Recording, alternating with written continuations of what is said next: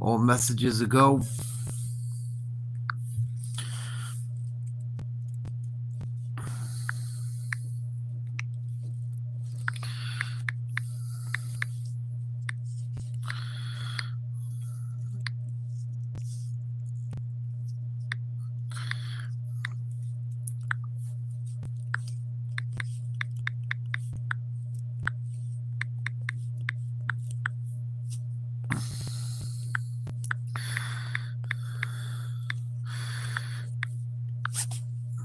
Alright. Hope everyone's having a good evening. Should be having everything just about set up. We're going to look into the missing 411. Very scary kind of topic. We're going to watch a bit of a documentary based on it. I'm trying to think.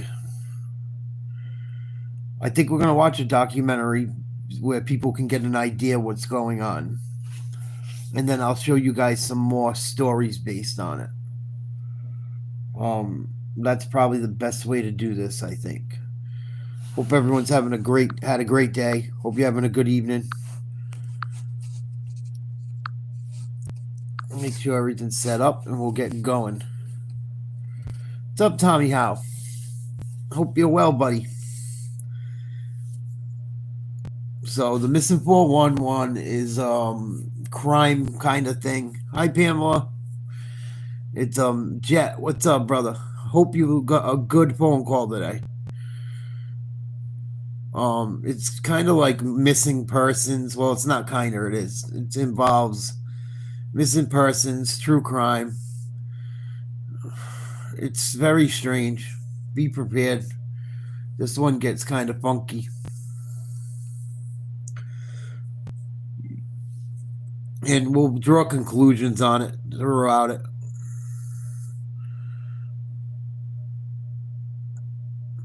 I'm sure you'll be all right, buddy.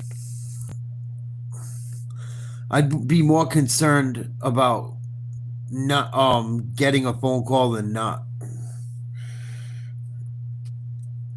I don't know. Whenever I had stuff like that, my doctor said if there's something wrong right away, we'll call you. If you don't get a phone call, don't worry about it. But that was in my situation.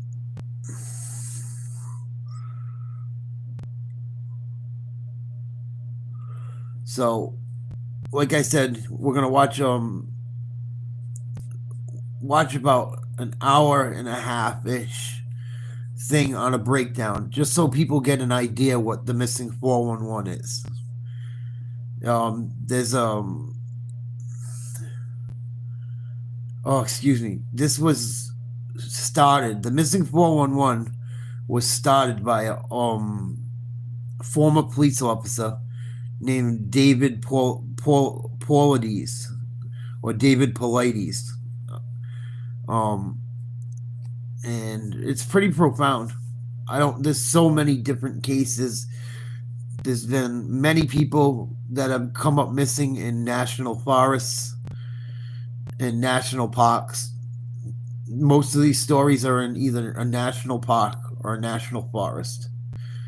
So let me get set up. Hopefully this works so I can work from a much more comfortable spot than my workbench.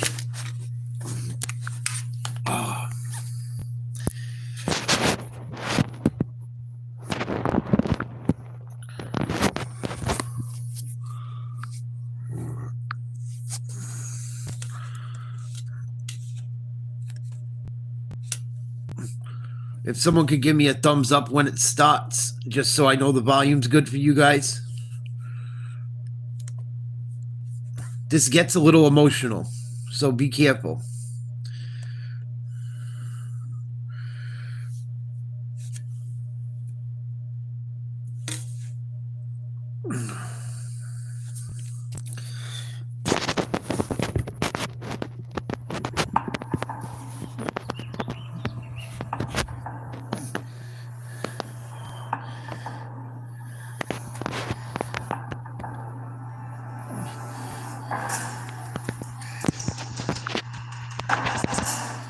My name is Paulides. former police detective, current investigative author focused primarily on mysterious disappearances in the North American wilderness.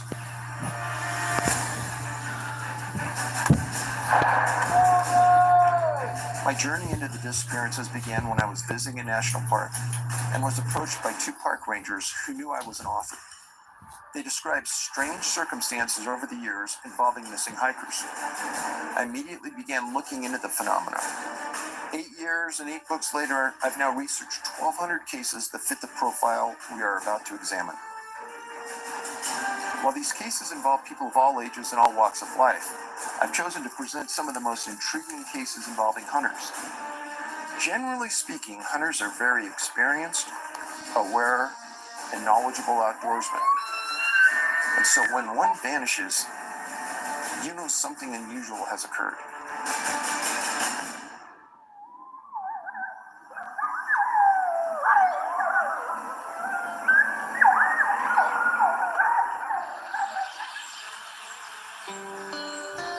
One of the most perplexing cases I've examined involves a hunter named Thomas Messick, who in 2015 went missing in northeast New York.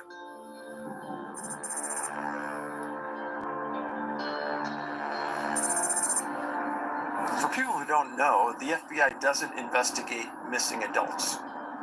There's a subcategory for the FBI that they can become involved in the disappearance of extremely young children under a certain set of criteria. So the million-dollar question is, why would the FBI arrive on Tom Messick's case?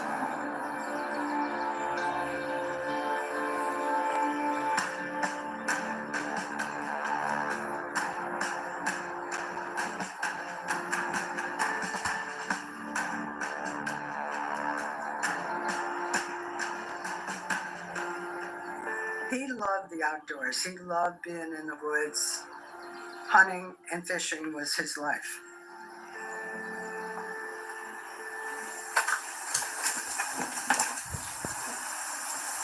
You want a cookie, honey? Huh? He was a very good husband, very good father. And I don't think you will find anybody who ever met him who didn't like him. And how many kids did you guys have? We had 3 sons, Tommy, Gene, and Rob. So tell me about your dad. What kind of guy was he?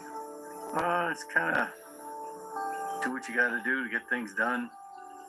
Never had a contractor in the house. We always did everything. You name it. I mean, we lifted the house up, put a foundation under it.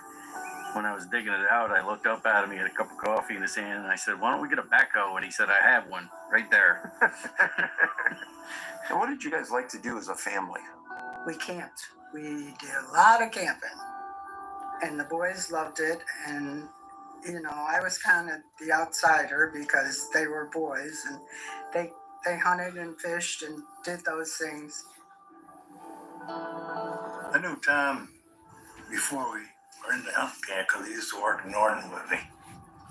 I knew him probably about 55 years, somewhere around there. What did you guys like to do together? Hunt and fish. That's what we done all the time, really. We used to travel together with our kids for years. Yeah, we had trailers, which we used to go trailing all the time, too, come to think of it. We all got the same vacation in Norton, so we all took off, went to Saranac, different places like that. So what was your introduction to the outdoors? It was always there. My father always hunted and fished. We got a camp up north, not far from Brant Lake, for about a week every year. A bunch of guys get together and go hunting.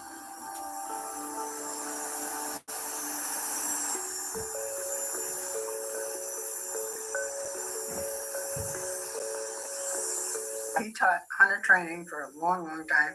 He probably taught every one of the kids around here. Tom was a great guy. He was an old airborne ranger. He was unbelievable in the woods. He taught my hunting class for me to get my hunting license. He taught survival. He had gunpowder blow up in his face, and that's how he was. He had like 159 stitches in his hand, and he lost his eye that way. So he would say to these kids, this is what happens if you're not careful. I mean, he had a lot of issues over the years, but never really seemed to slow him down any. So obviously he had one eye. Yeah. He was sort of blind. It wasn't really that great, but he could actually see out of it. And hearing, there was an issue? Yeah, it wasn't that great with the hearing. Needed hearing aids. Would Tom be the kind of guy that would drink a lot, or? No, he didn't drink that much. No, So the day when you guys went hunting, did you guys drink when you hunt? no. We might have beer with us in the truck. When we come out in the woods, we might have a beer or something like that. But other than that, nothing excessive, you know? How would you describe your dad's judgment? It was good. In fact, he was probably one of his better days I've seen in a long time. He was good spirits and moving great. Didn't seem to even have an acre pain in him that day. He was moving good.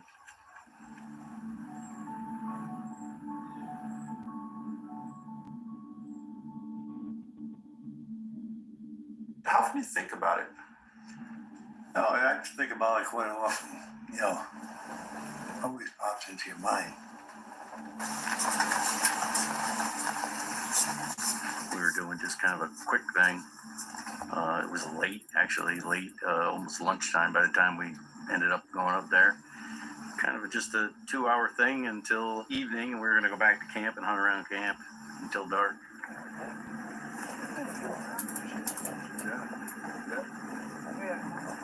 How many guys went up there that day? 7. Someone made the decision to hunt over by Brant Lake. Who made that decision? I did. I just mentioned that we had state land there. We kind of agreed to hunt it. The road to Lily Pond.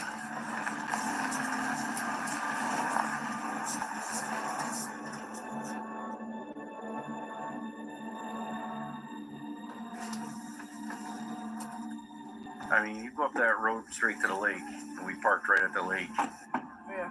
And the old guys literally walked down that road in 100-yard increments.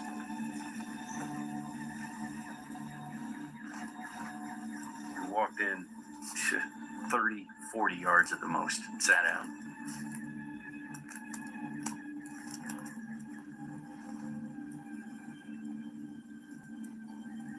Al was the first watcher. I was the second.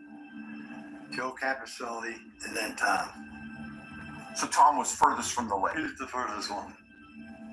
We followed the trail along the lake, come up that snowmobile trail, popped into the woods and swung up to him. A slow hunting drive type thing.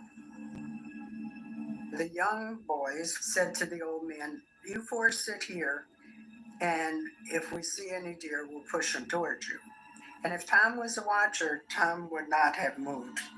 I know that for a fact. If he was a watcher, that's where he was.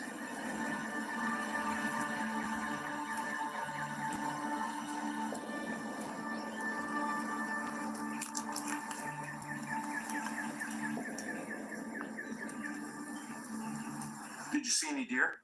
No. Did you hear anything? I heard a strange noise in the woods, but I don't know what it was. It was a different noise than what I usually hear, you know? Like what? It's even hard to explain but it was different. Something different that I never heard before in the woods. I just can't say what it was, you know? How long in duration was it? Was it 2 or 3 seconds? No, it's just whatever it is, you know? How far away was it? I'd say it's probably 150 yards, something like that. Was it toward Tom or away from Tom? No, this was up towards the hill, top of the hill. Yeah. Did you tell the cops this? Yeah, I told them that, but they just passed it off, you know. The report said that your dad was carrying a walkie-talkie. Yeah, Who else had one? we all did. All on the same channel? Yep. Anybody ever hear anything? No. Did your dad know how to use it? Yep.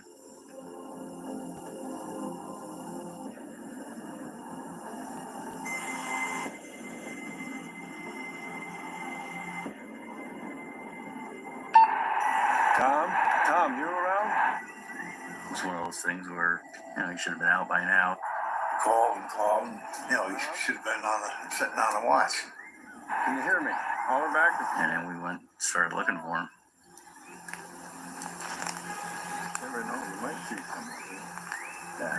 Anybody fire any shots? Yep, yeah, we fired shots.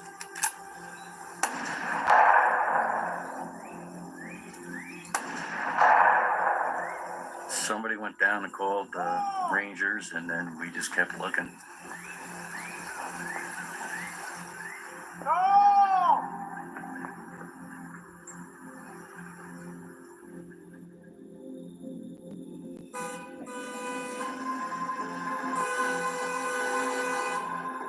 They stayed overnight at the truck, beeping the horn, firing shots, different things.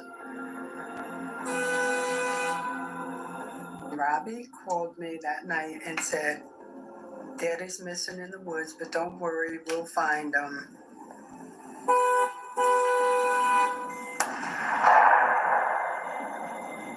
And I said, I'm coming up. And he said, no, don't come up. I'm sure we're going to find him. And I'll call you.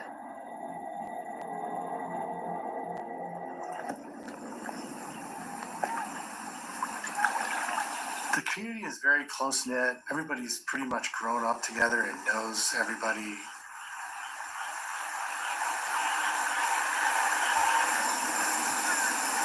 It's mountainous. We have lakes. We've got lots of opportunities to enjoy yourself. There's not a lot of pressure here. I came into work one morning and I noticed a state police helicopter had landed in our ball field right here behind the town hall. And then I could see some rangers arranging in our parking lot their vehicles and different apparatus. And I questioned what was going on, and they said there was a hunter that had been missing.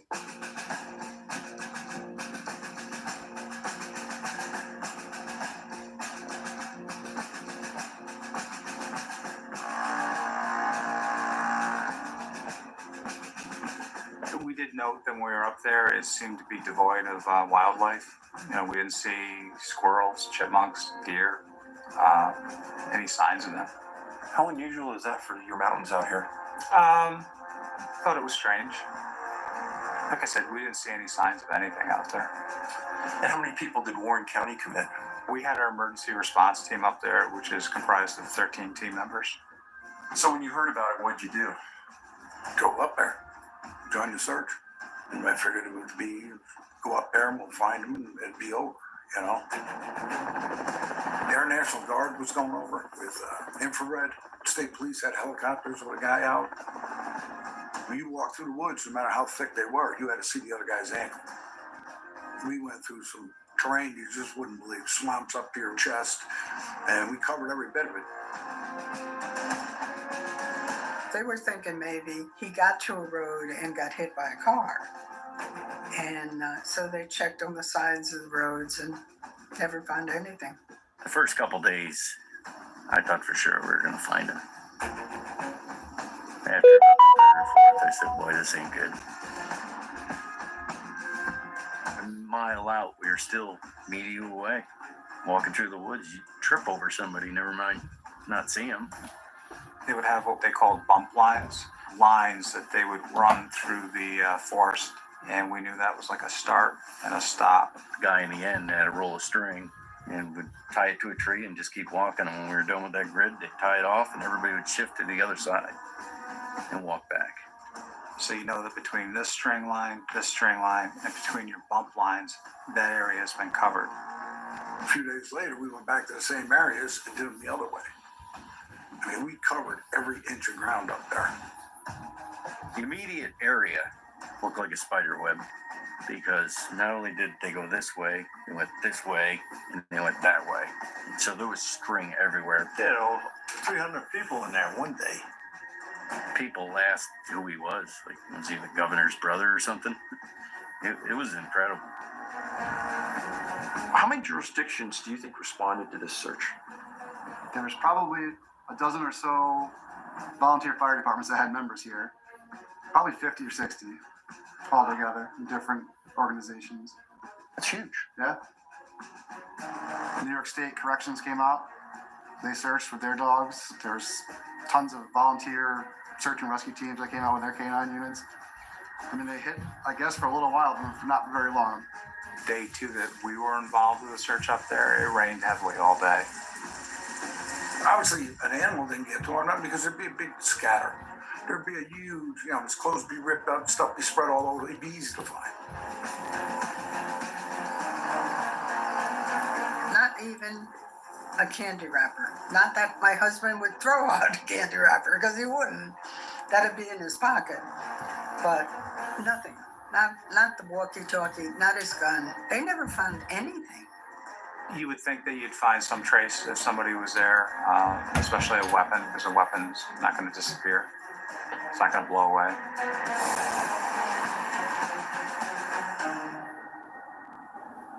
The FBI, according to their protocol, doesn't search for missing people.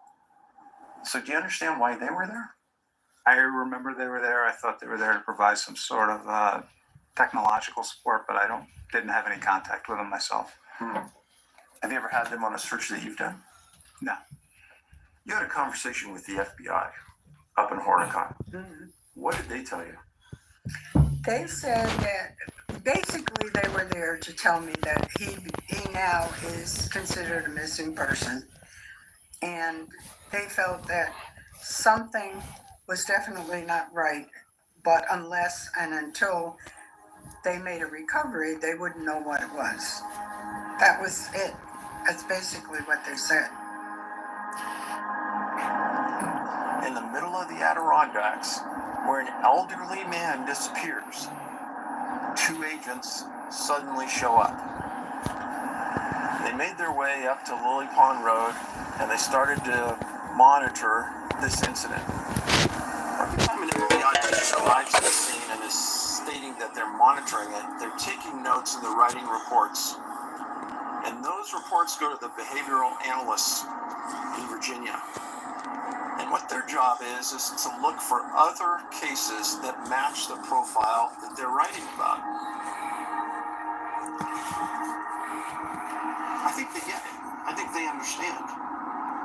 And maybe they're trying to put the pieces together just as we are.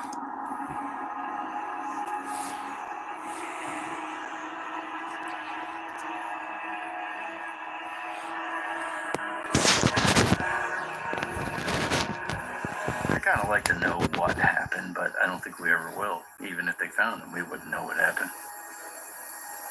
And something odd happened, obviously. We just don't know what.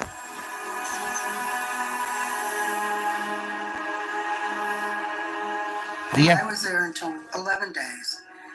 And then I finally said to my oldest son, I can't sit here anymore. I got to go home. We came back, I think, for Thanksgiving. That's why we stopped. We were down to just me and some rangers and a couple other guys. That was it by the time it was over. Oh, he's such a Poor sweet dog. He sits in my kitchen window all day long. He sits here and he waits for time to come back. If you go by my house, you'll see the dog in the window.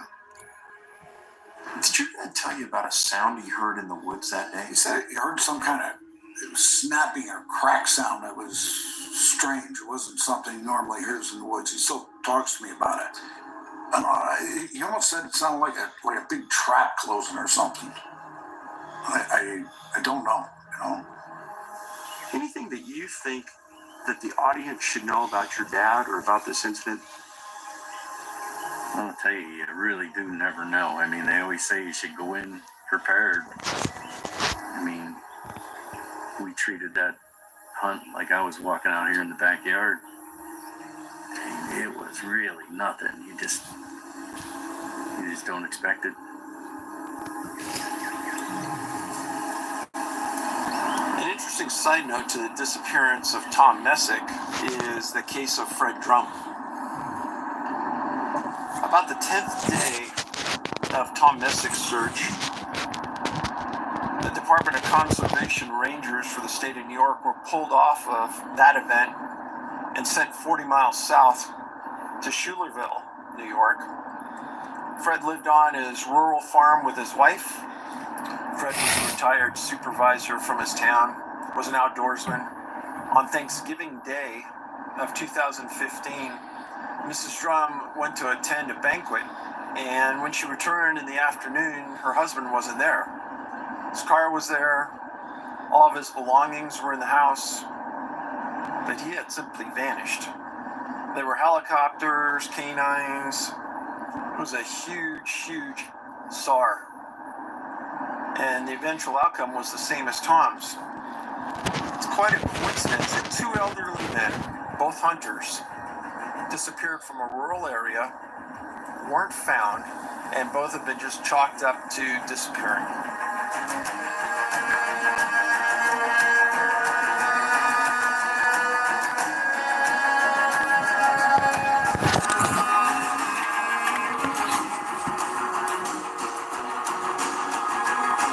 And this is going to get crazier the more we show this, the more we look into this.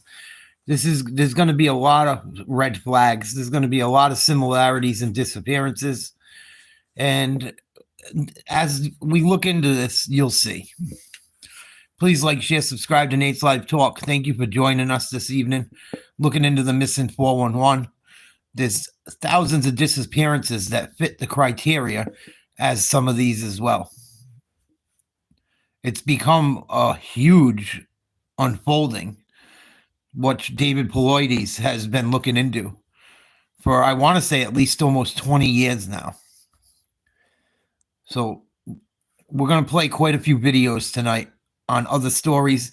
I just want to show this to give you guys an idea and lay the groundwork for what the missing 411 is about.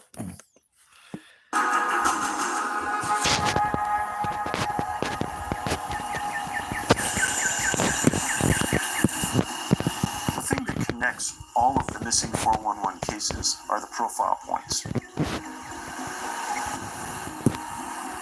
And these have been gleaned after reading thousands of cases and seeing them come up time after time and realizing that they are part of the underlying story of each of these incidents. If the victim is with others and decides to move away from them and be on their own, that's the point in time something happens and the victim disappears. We call this the point of separation. The most common time for a victim to disappear is in the mid to late afternoon hours. Granite boulders and rock fields. Victims are often found to disappear in the areas of granite or rock fields. Victims found or disappearing near water. This is a very common trait and one that happens anywhere in the world and isn't isolated to a geographical area. There appears to be a weather incident in close proximity to the time that the person disappears or when the search starts. The weather issue can be anywhere from a dust storm to a full-blown blizzard. Disability or illness. Oftentimes, the victim is later found to have either an obvious or a very subliminal disability or illness. Canines can't find a scent or lose the scent quickly. This is an extremely common profile point that's probably in 95% of all the cases that have been documented. This isn't an indictment of search and rescue, but for some unknown reason, the victims are found in an area that had been searched maybe dozens of times. That's what I find odd. Shoes removed. A common trait is that the victims are missing clothing or shoes at the time they're found. Unknown cause of death. If the victim is found, and when they go through a medical examination, the coroners can't determine a cause of death. And finally, clusters. There's a geographical clustering effect to the victims that fit the missing 411 profile. There can be anywhere from 3 to 70 or 80 people in each geographical cluster.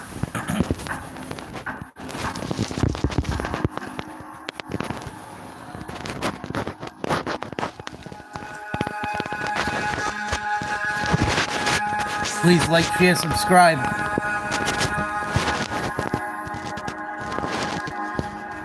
This is an area that I've always wanted to come to for a variety of reasons. First of all, it's just drop dead gorgeous, but also It's a regional cluster of unexplained missing people going back decades.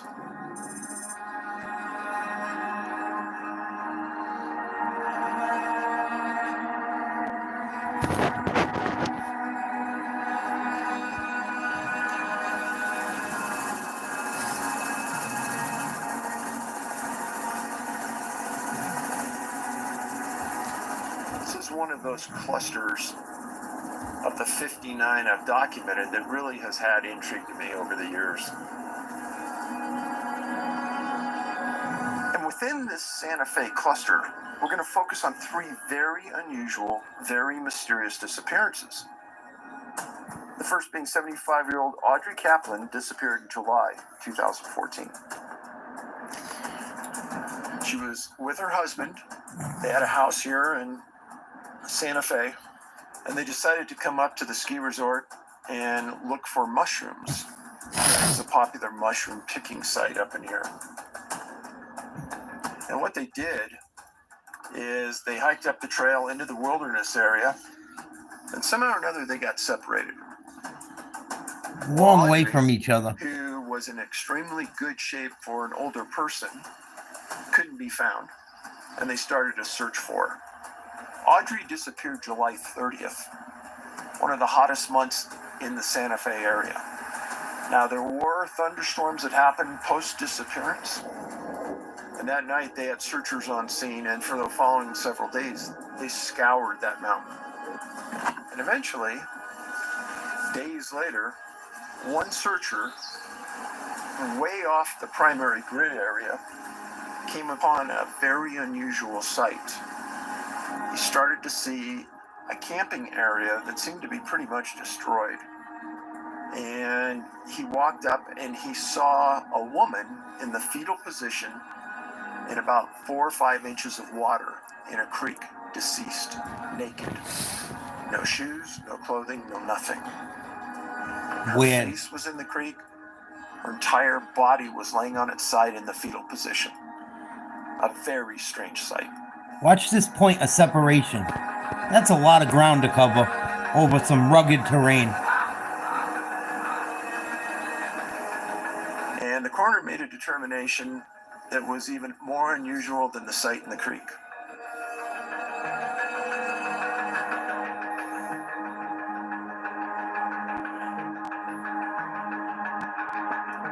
And he said that there was no physical evidence that she died of hypothermia, but the determination was hypothermia that killed her.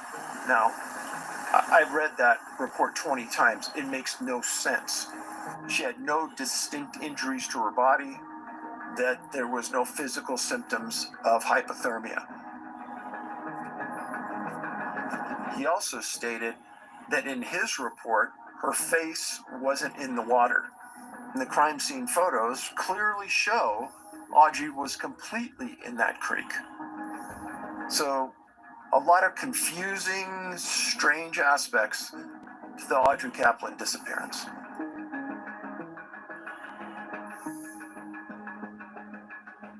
The second story that involves this exact area, and that's 61-year-old Mel Nadell, who disappeared up in the wilderness, went up to Elk Mountain in the Santa Fe National Forest, elk hunting.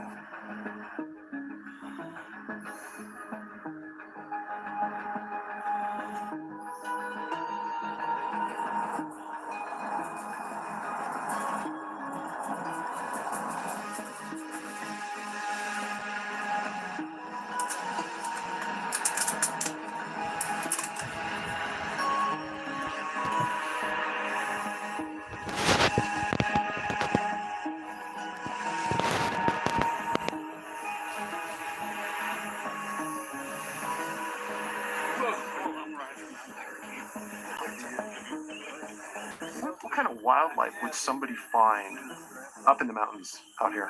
We're rich. Elk, mule deer, bear, lions. And the size of the elk and the deer? Really good trophy quality. New Mexico grows really good animals. We're stingy on our tags. It's a draw system. So hunting's a really big sport.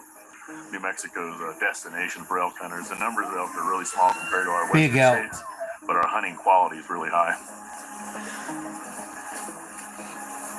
Mel had a slight knee injury. He'd stepped in a gopher hole while target practicing a day or two prior. Once Mel met up with his friends at Elk Mountain, and the three made a plan for the evening's hunt. Mel would stick close while the other two would go on a pretty good hike. Mel pointed out a group of trees about 100 or 150 yards down the trail, while the other two would hike in the opposite direction toward the peak.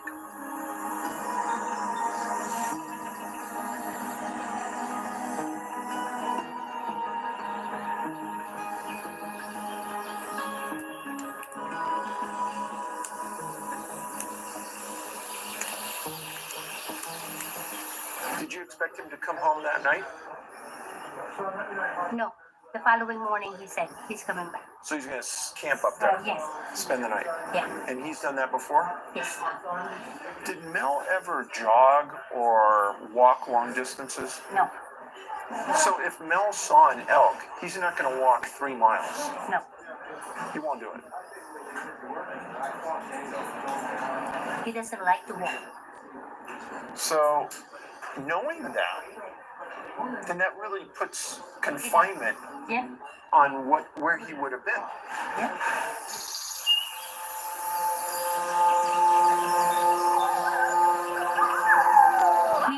He didn't go hiking with them. The friends went up the mountain, like searching for animals.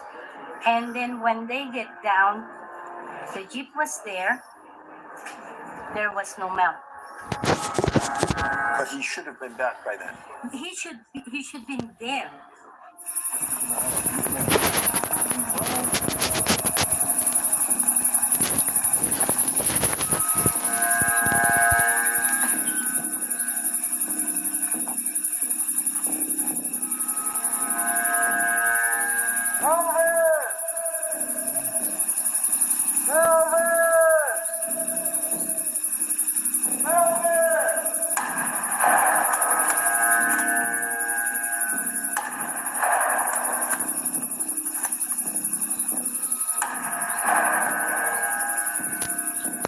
Eventually, another hunter came along with a satellite phone. They called search and rescue. They responded with canines, ground teams. And the canines tracked right to the spot where everyone expected Mel to be at his blind. Now think about this for a minute. If Mel had wandered, maybe shot an elk and traveled to look for it, his tracks and his scent would be past that point, but they weren't. And Mel was carrying a bow. He was carrying a firearm. Where are those items? When he went out hunting, he had a pistol. And he was carrying it when he was, and we never found it. Never found the bow. No, Did they ever find anything? no. Never found anything. That is the bizarre stuff. How can you if you get lost, isn't it's gonna get heavy to hold on to all of it? There's nothing. Shoes and like one of the arrow will fall or the bow has to drop because those are heavy. Nothing. Did the search and rescue people say that was odd? Everybody said it was hot. There's nothing. Shred of clothing, nothing. If he was kind of attacked by a bear, there's no shred of clothing anyway.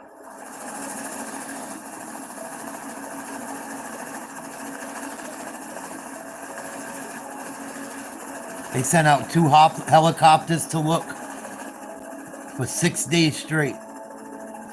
And Bob, how many years have you been guiding? This is my 25th year. Never found a trace of them.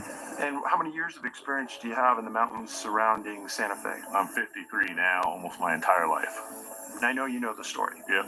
What could have happened to him, in your mind? Here in New Mexico, Roswell, alien abduction.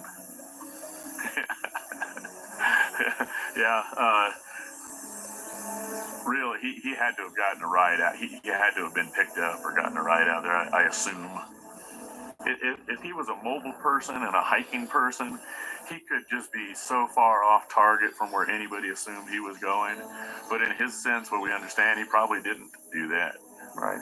He probably didn't take off on a long march anywhere. The history mystery. What happens to the big jet airliner in the huge ocean?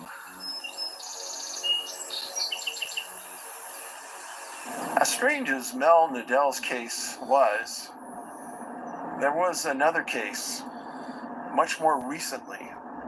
On November 7th, 2017, another hunter disappeared.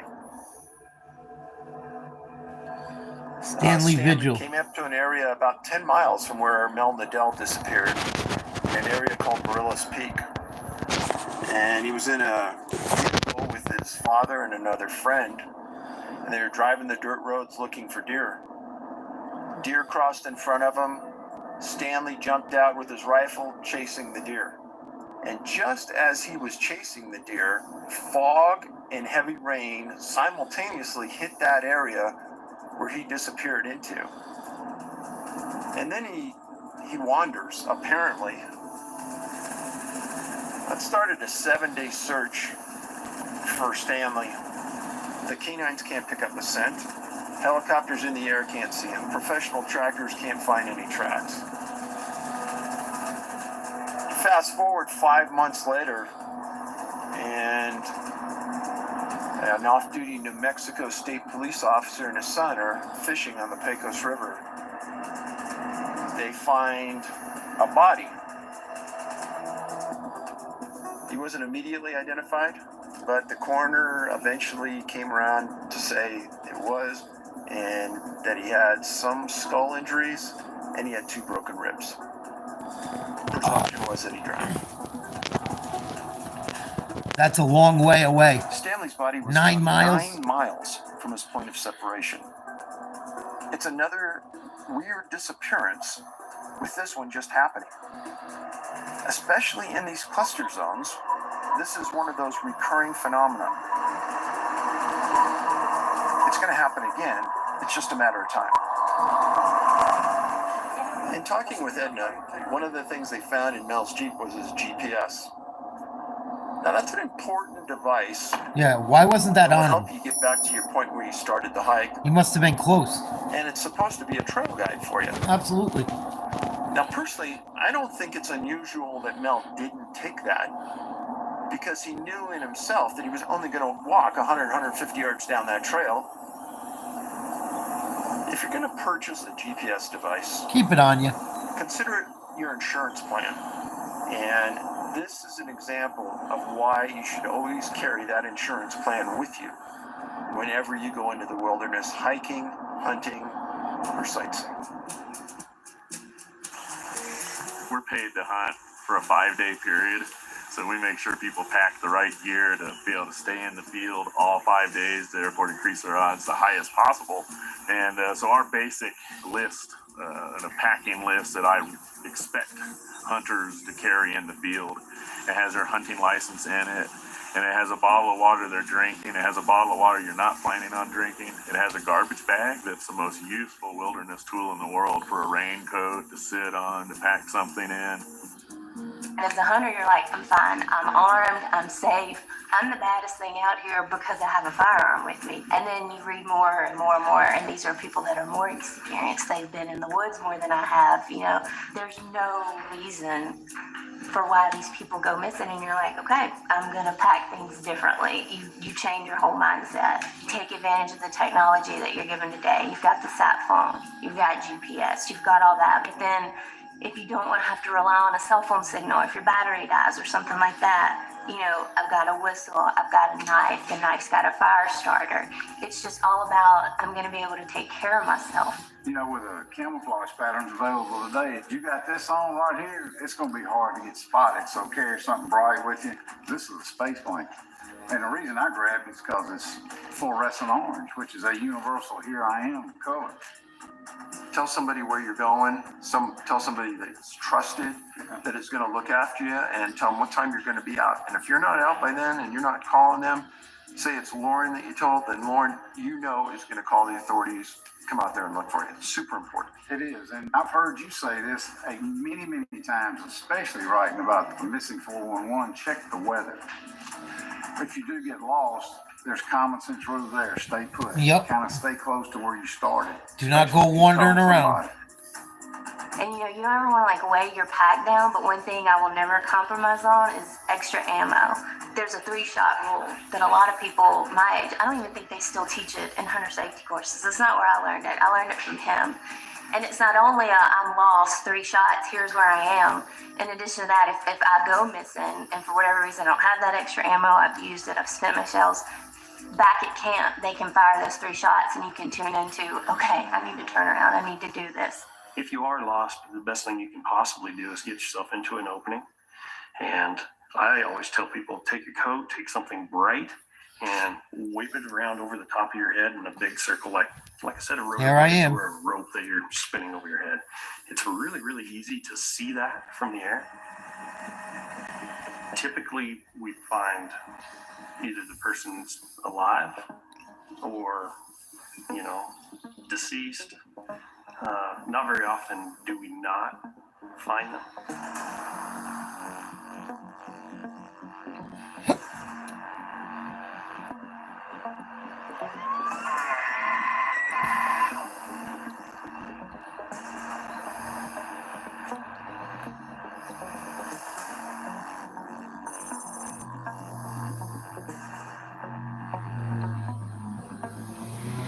Crazy Mountains are a geological upthrust that is 300 million years younger than the Rocky Mountain Range.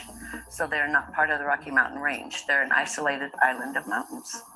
If you're in the crazies, I don't care where you're at in the crazies, if you follow a stream down, you're going to be somewhere soon, no matter where you are in these mountains, because they're just an island chain of mountains.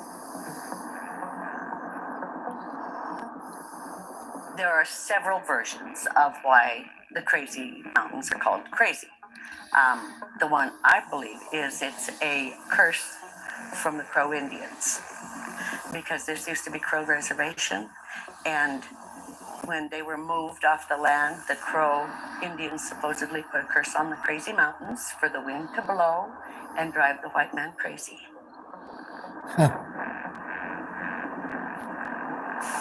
My name's Alan Ronneberg. I'm the undersheriff of the Sweetgrass County Sheriff's Office. I'm also the search and rescue coordinator. I've actually been with the search and rescue for 24 years. I grew up in this community.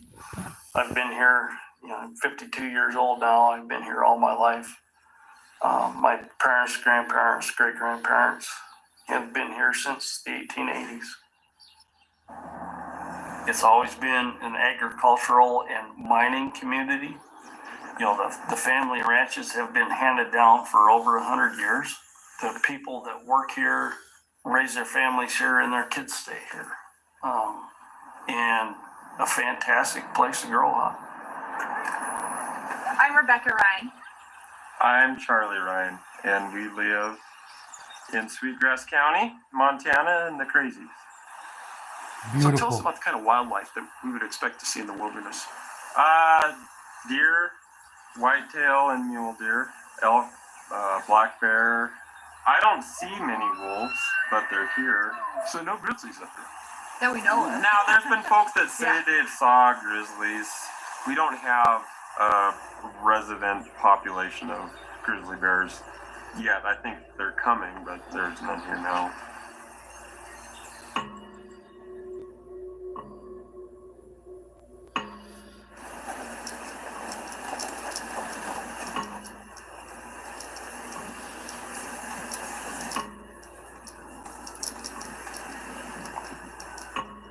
The crazies themselves are unique. They are the youngest mountain range in the country. It's horrendously rugged, and you don't really understand it until you get into it. Put this on that side right here. They're calling him Zenith.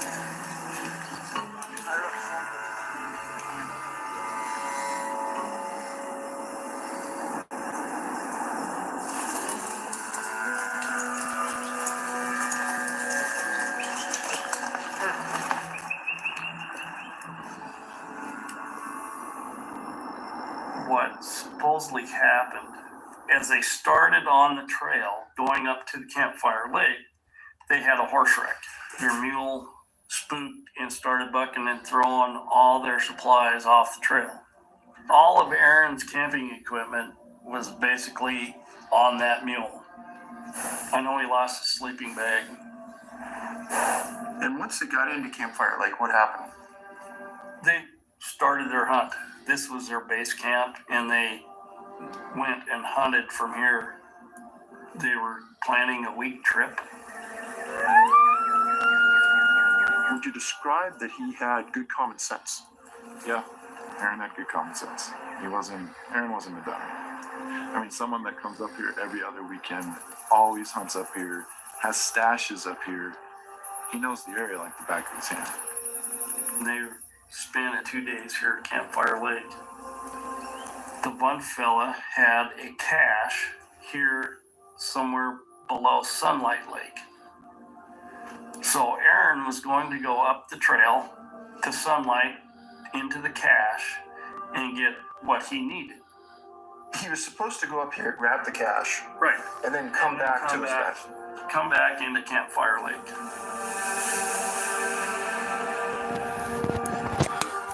Please give me 1 minute. This is a strange one for me. These guys were up there so much. They had hidden equipment in case something like this happened. And when you hear what happens to this guy, this is when they start to get pretty strange. The more I show you guys videos on this, you'll see why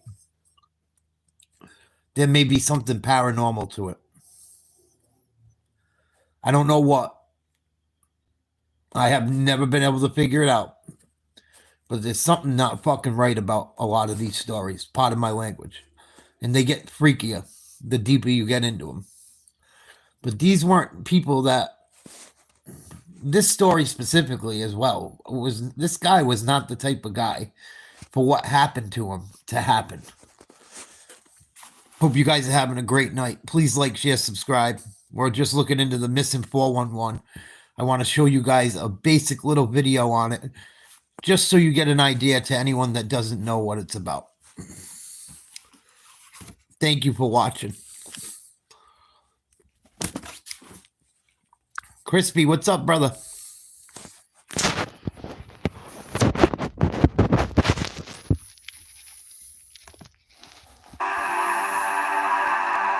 Later that day, they had called Aaron on the radio. This radio, a walkie-talkie, I think it was a Garmin Rhino is what they call them. And on that Rhino, there's an LED screen, and it also gives the GPS position of the person that's talking, as well as their position, back and forth. And when they did that, the GPS position showed him on the very edge of the screen over in this area here on the main Sweetgrass Trail. He's not even close. That's confusing. When he gets to the fork right here, this fork, yeah, how evident is it that there's a fork in that trail to the lake? Very. It's real obvious. It's very obvious. So at this point where he's down the trail over here, he's next to a creek, right? Correct. And the creek, everyone knows, runs one direction. Correct. So for him to get disoriented right here and not know which direction he's going on the trail doesn't make any sense. No. At what point do they realize that he's missing? The next day, actually. Okay. And they waited for him for a day and then looked for him for a day. And that's when the storm starts. And the storm is coming in from this way. Gotcha. How much did it snow? In between 18 to 24 inches Holy within shit. 12 hours. The temperature was, in the 40s and 50s, and then all of a sudden it was in the teens. And the snowstorm kind of forced him out. We received a call from one of the individuals that was hunting with him, saying that he was overdue and hadn't come out. He hadn't seen him for a couple of days. And they told me Campfire Lake. Said, well, you need to get a hold of Park County Mikey, what's up, baby? Our connectors up. They start a search. They start a search in their county. We go ahead and kind of a military to be a blocking maneuver. You know, there's still 6 to 8 inches of snow, rapidly melting. The temperature's getting better. It's warming up. We don't find anything. This is a key point. So, as you guys are coming up the trail, Right. you're not seeing any footprints going out. Negative. Right. Sheriff from Sweetgrass County, Alan. Good to see you. On, I believe it was the second day that I was working that, I had landed with a deputy after dropping off 2 separate dog teams. And because that terrain is so steep and so deep and very, very wild country, it started up high and they were going to work the dog teams coming down. And there was a gal with her German Shepherd, I believe, that found a pair of boots. Diamond 7 Hotel Romeo traffic, start a mile final runway 12, and Embraer runway 12, clear for takeoff. Helicopter 5 Penguins, I'll be making a turn up towards the northeast to get through Ross Pass. So they found his boots. This will be the road that Aaron and his 2 buddies drove in on. You know, pickup and a horse trailer. I know they had 2 horses and a mule. Okay, cruising up drainage now. So you guys, the horse wreck happened right up ahead of us. So the trail's over here on this right side. On the right, stays on this bench here for a while. You'll get glimpses of it whenever we go through a meadow.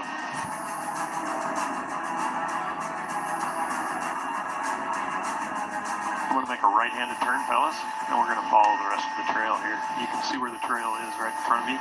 That zigzag. You're going to reveal into campfire as soon as you look straight down on the other side of this cliff. Their base camp, they're basing out of Campfire Lake.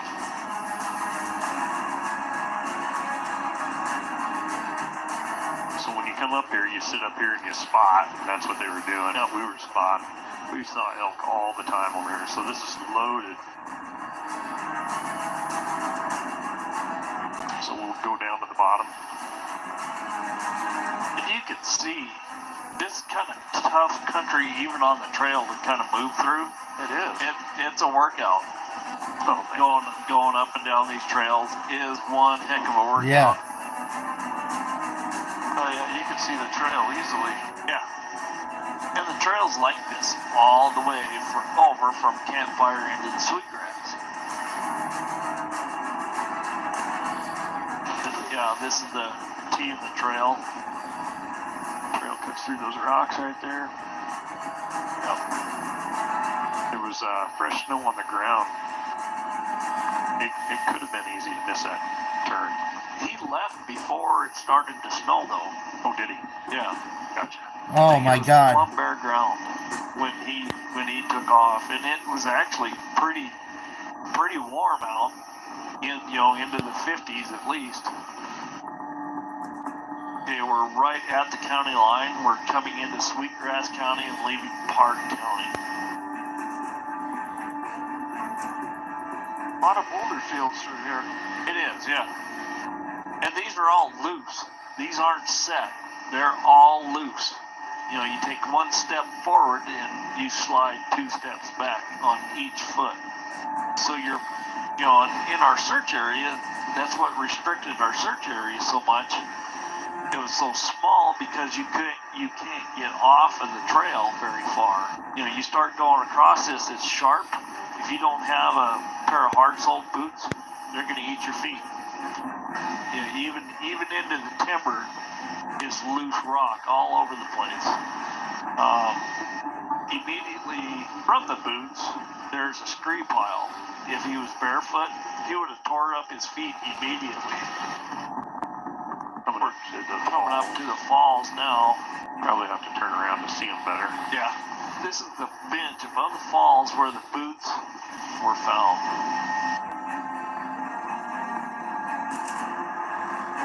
Look at how far away his boots are. And subtle. Look how far away his boots are from his last GPS signal. And then even further away from that is where he was supposed to turn to go get his hidden equipment. And it wasn't snowing yet. I don't know if he, and this guy lived it up here. This guy was up here so much. He had a hidden cache of goods so he could survive if something happened like what did happen with the horse wreck and the mule wreck. And the more we look into the missing 411, you'll see how far the areas in between where they find things are like very hard for people to cover in the amount of time they've been missing under the circumstances. That's what I find odd about it. It's kind of protected. I'll walk that way to the. And you're limited where you can go. It's right there. Yeah, it was right under them bushy trees. The little bushy trees, yeah.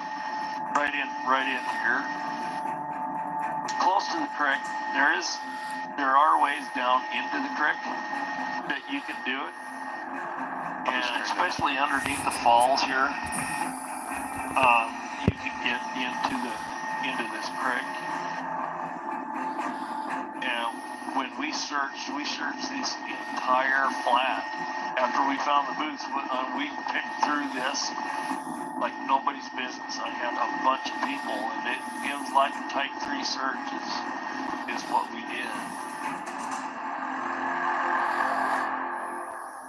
So we had evidence here. At the falls, we find, there's a pair of boots, set purposely, side by side. Next to that is basically a water bladder out of like a camelback water bladder. Just off the trail, there is a fire pit. And in that fire pit was a partially burnt cigarette container that we knew that was Aaron's brand. Also in the immediate vicinity are fire bundle, partially burnt. Alongside that, in the fire pit were the 2 waist belts from a backpack. Straps that come around, right, and the pack sits on your hips. Correct. Is that what we're talking That's about? what we're talking about. Yeah. Why would anybody take those off? Cut them off. There's a little bit of insulation in there because they're padded, and you can slip your hand in there. They're a little bit of protection. Right. That's the first thing we thought of. Right. That's about the only thing that made any sense. Why a person would take that waist belt off. That must have been a little confusing to the searchers. Absolutely. Plus, I'll throw another little bit of wrinkle in there. They were up in the same spot a day or 2 days before and never saw those items, never come across those items. Same spot. Same people, same spot. And they said that they never saw those boots. They never saw any of that. How's that possible? I don't know. Yeah. These are seasoned guys. They do good at their job. They're SARTEC 2 rated through NASAR. They know what the heck they're doing. When they see the waist belt cut off and then the items laid out, it's starting to look like hypothermia. If you look at evidence from that makes hypothermia sense. cases in People the ditch wild their boots. or in remote areas, Start this undressing. is kind of the behavior that you see. So I narrow my search both sides of the creek all the way as far up onto the slope as I can get, because we didn't think if he was bad enough that he was setting stuff, he wasn't going to get very far. So somebody who's that hypothermic isn't going to go far. You wouldn't think so, no. So the area east of the falls, you guys covered that pretty thick. Oh yeah, yeah. We turned over everything. And you're a former canine handler. Correct. So did the dogs hit on anything? This is the thing, though, I have a problem with it. Because I said hypothermia as well when I started looking into this stuff, guys. It's funny you guys mentioned that. I'm glad someone picked up on it. I said the same thing. I'm like, that's behavior of someone going through hypothermia. They start ditching their clothes. But the dogs never get a fucking scent. And the people's stuff is always found, or the dead body is always found in an area that they searched previously. And I'm sure dogs can make mistakes, but not in thousands and thousands and thousands of cases. It's not just like one case that happens. These things happen in just about every single case. The dogs cannot get a scent. And then days later, they go through an area they've looked through apprehensively and find stuff. It's what drives me crazy about trying to figure this out. No, nothing.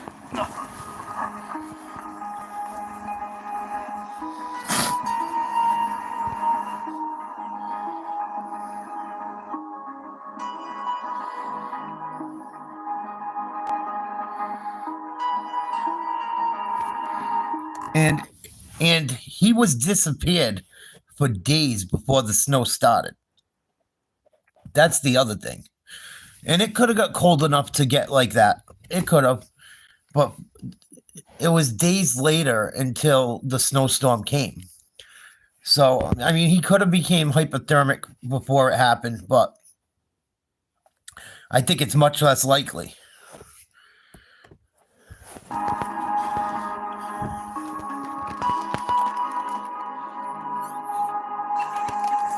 Well, every spring we maintain our fences, so we can graze our cattle the way we want. Now, this is 9 months after his disappearance. They're interviewing the young couple from earlier in the video. Thank you guys for watching. Please like, share, subscribe. So it's just an annual spring thing, and my father-in-law was here. He just happened to be with me. And just, you can see the ridge up there where a section of the fence runs between us and our neighbors, and just annual routine. And I was going over the fence, and he was kind of hiking around, and He looked down and he saw an orange vest. So he went down just to go pick it up, and then that's what he proceeded to find the backpack and everything else. So in his mind, he thought, well, what hunter lost his stuff up here? And he comes down off of there just like grinning from ear to ear, just, hey, was there a hunter lost up here? I'm like, yeah, actually there was. Oh, cool. Well, his license is still in here, in his pack. Okay, so I look at it, and it was Aaron Hedges. Did you recognize the name? Oh, yeah, I recognize the name. I mean, there was helicopters flying way up the valley up there, and a big search, and it was in the local press. And inside, was there any food? There was snack bars. There was nutrition inside. Yes. Oh, Yes. Correct me if I'm wrong, but the backpack, I understand, was actually leaning against a tree. Correct. So somebody just didn't strip it off and drop it. Nope. They put it there with intent. They put it there with intent. They put it there purposely, and it was protected. Okay, and what was in the backpack? I understand you found a gun. Correct. 44 Bruger Red Hawk, I believe it was. Nice Did you find the bow? Yes. It was alongside the backpack, evidently. In our search, another interesting point, I guess. When we searched this area, here at the head of this ridge, where it starts to drop off, was a cup, a thermos cup. And beside that cup was a, open energy drink. Somebody had, basically sat down and drank a cup of tea. Was it on site? Uh-huh. Yep, absolutely. What do you think when you see that? What the hell's this guy doing? And from this point, you could see the Ryan buildings. From where the cup is? Yes, absolutely. I mean, they're right there. They're right down. There's a house right there. And could you see a road? Yes. Does that make any sense to you? No, it doesn't, because, well, I don't know if it makes sense to me or not, but it is funny. So you don't find a body after your search. You guys, You know, we couldn't cover a large area, and we didn't have a lot of time to be able to do that. it wasn't a life or death situation at this point. No, not at that point. It was evidence recovery. So how far does it go on for the next thing to happen? Another year. Wow. Off of the sweet. So now another year, something else is going to happen. I want to check the comments quickly. Oh, you have the Black Hawk in 41 mag? Nice.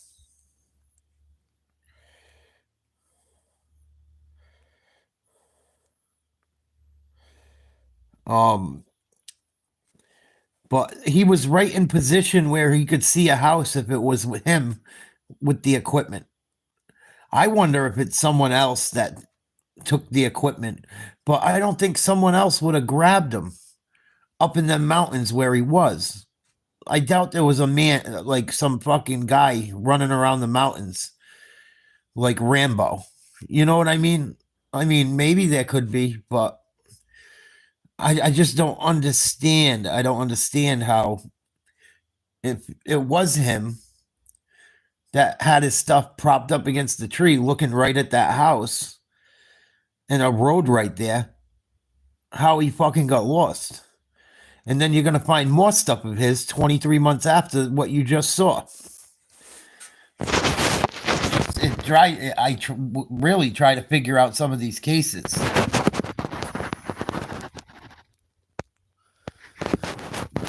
I really, because I think it's crazy how all this stuff goes down. And most of these missing 411s are like this. Grass Ranch, which is a dude ranch, they have a dude ride. A string of dudes, I guess, at the ranch were on this ride. And as they come up the hill on a little bench, one of the guests looks over and went, "Hey, there's a skull over there." And lo and behold, there's a human skull underneath the tree. I mean, just pretty as a picture, bright as a penny, underneath a dead tree. You go back out. Sure do. And what do you find? We find the skull and the remains, and where we find that is right here. We did find the pelvis and one femur on a cow trail, partially buried. I did find Aaron's cell phone, a jacket. Sorry, Candyman. It's my show. I'll talk if I want to. If you don't like it, you can hit the fucking road. I have subscribers that like to talk about things all the time. And we discuss things. If you don't like it, hit the fucking road.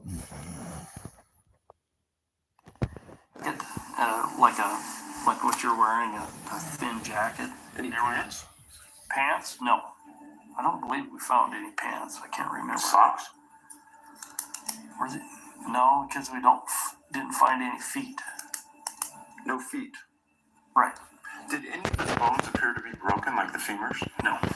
Hit the fucking road then. Coroner come up with any cause of death? No. Douchebag.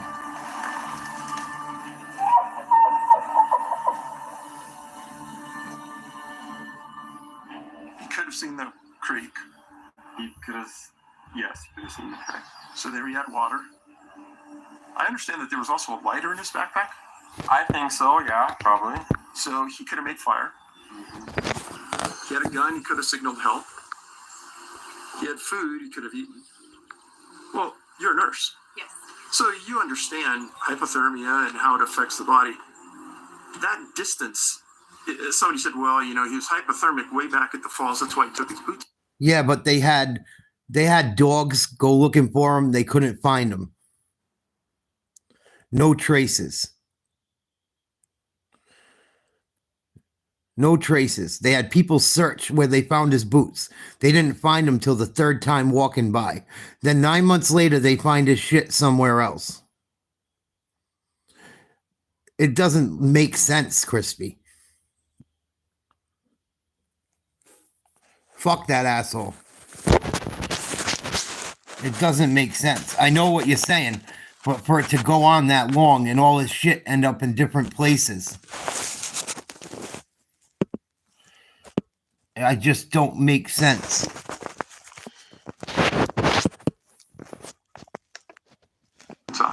Okay, great. For hypothermic men, how in the heck are you going to make it all that distance? And that's, that's the other thing. If he was hypothermic, why didn't he drop his bow?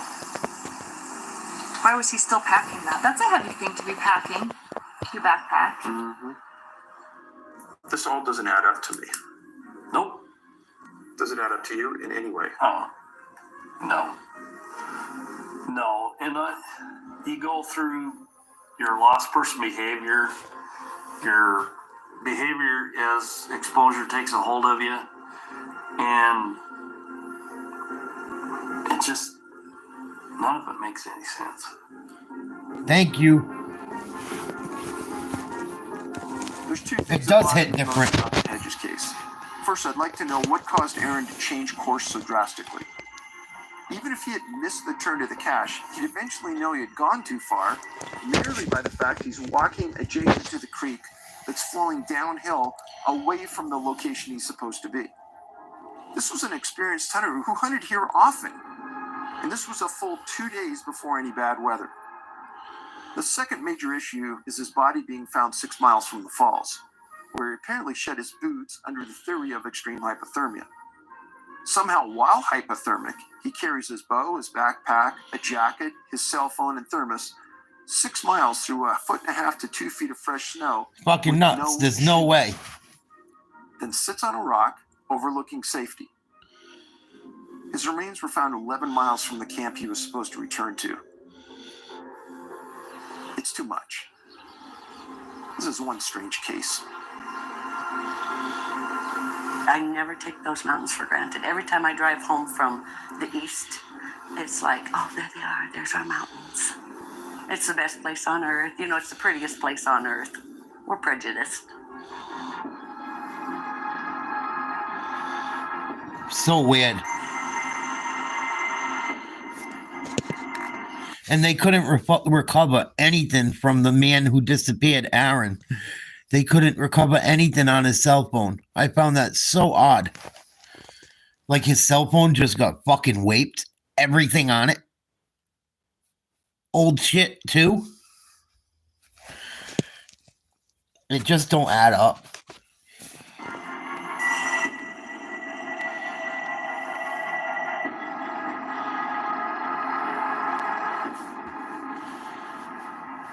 Very odd. And this guy knew what he was doing.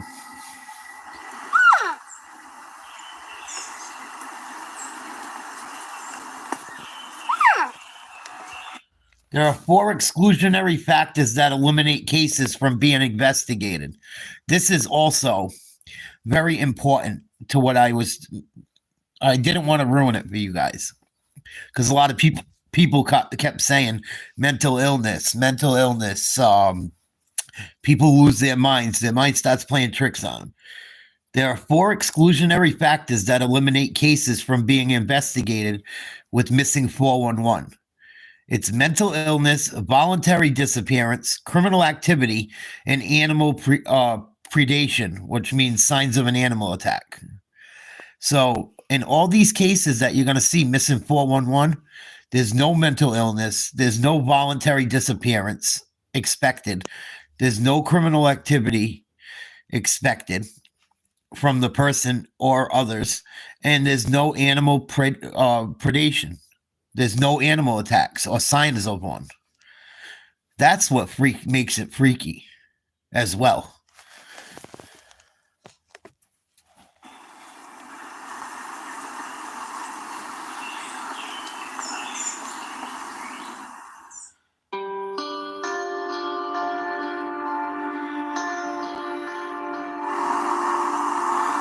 Here in Sonora, you see the remnants of the 1800s in just about every place. It's an old mining town.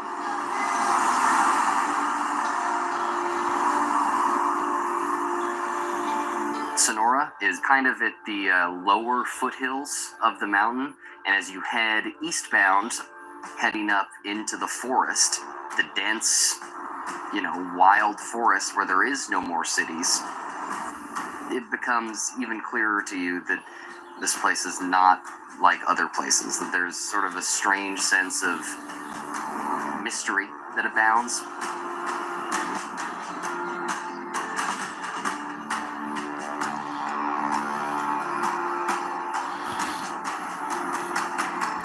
Yeah, but I don't know if you just checked in, New Day, but they ruled hypothermia out of a lot of these cases because they're found so far away, and days later, there's still things like where the hypothermia couldn't have checked in. If they got hypothermia, they wouldn't have made it that long.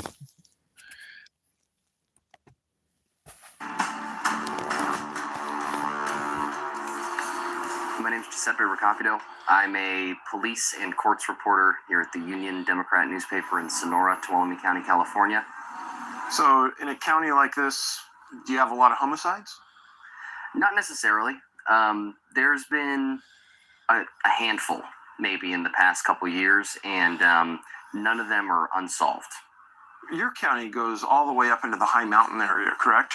Yeah, it spreads all the way over into the Sierra Nevada mountain range, all the way to Sonora Pass. There's a gorgeous lookout up there. Tell us about that. If you are traveling up that corridor, which passes through the county, Highway 108, you basically advance up a steep grade. That's what I mean. When you start ditching your clothes, it's usually close to the end. From what the research I've done in it. Lush it is, right? The wildlife, the trees, and as you wind up further and further up this grade, you get the feeling like you've lost it, or you're lost, or you're never going to find it, because it's a single turnoff, a single sign pointing to you to the left. It's called Donald Vista, and it's sort of, I've been thinking about it, it's like etched into the mountainside. And I'm going to keep looking into this over the next however long we do it, because there's a lot of crazy ones. This is just for people to get an idea. When you hear some of the other ones, it's going to blow your fucking mind. If you're standing there at the lookout point, right, and you're overlooking that area, you're seeing these like crags of rock jutting out, and I couldn't even tell you how far, the blips of a river far down below. As you look over, you say to yourself, if you fall down here, you're not done. going to survive.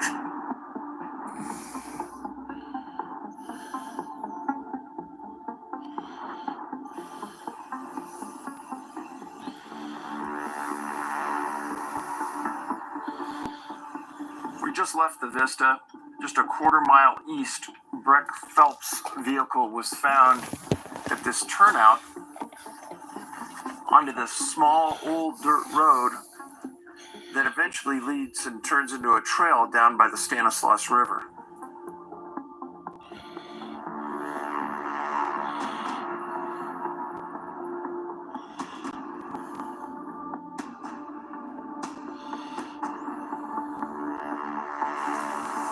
His pastor found the vehicle here because he knew Breck had fished here in the past, and that's where the search started.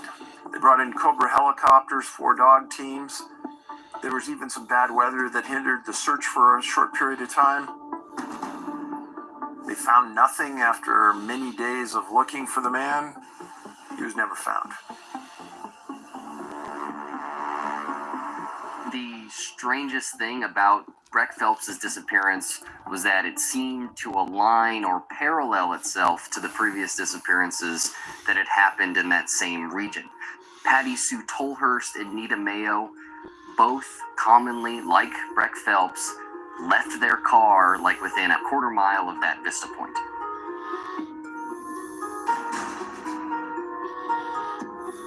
Well, the true oddity of this location is that we have 3 people in 11 years that have disappeared from essentially one spot. That is very odd. It's easy to say these people slipped on a rock and they fell into the river canyon, right? But then why haven't we found remains? When you're walking on the paved path, you've got boulders all around you. And it's something that I've written about hundreds of times. You just can't ignore it. And here it raises its face again right in amongst a cluster of missing people.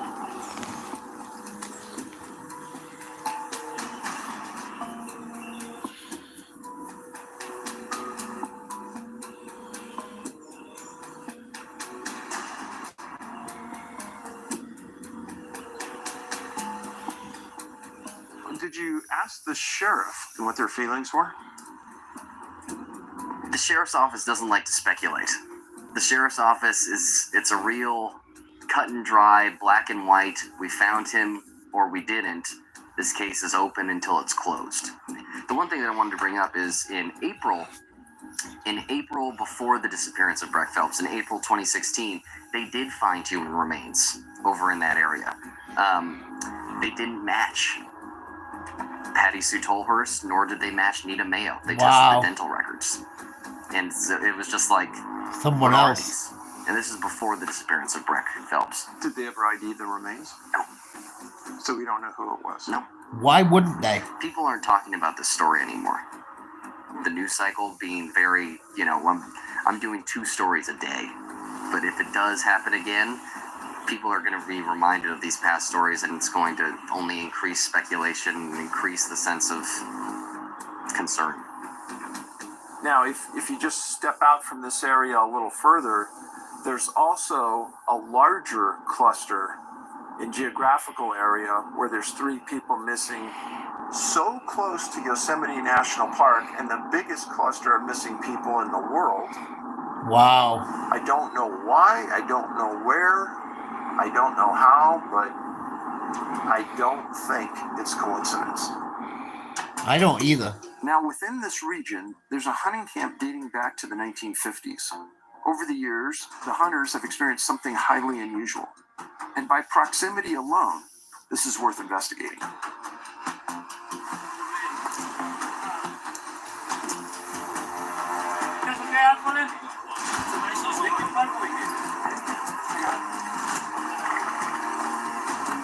And just so people can get some idea, we're not that far outside of Yosemite. We're not far at all. Well, I tell people we're between Yosemite and Tahoe, and that's where we are.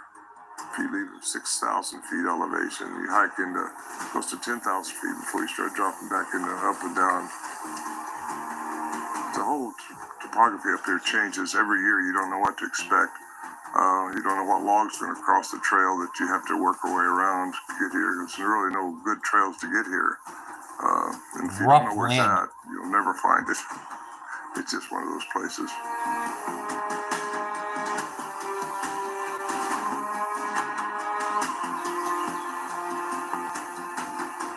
What year did the Sierra camp start? The camp's been here since the 50s. I didn't start coming up until 1971. And do you know what brought him to this spot? It's just one of those spots that Warren used to say this is as close to heaven as he thinks he'll ever get.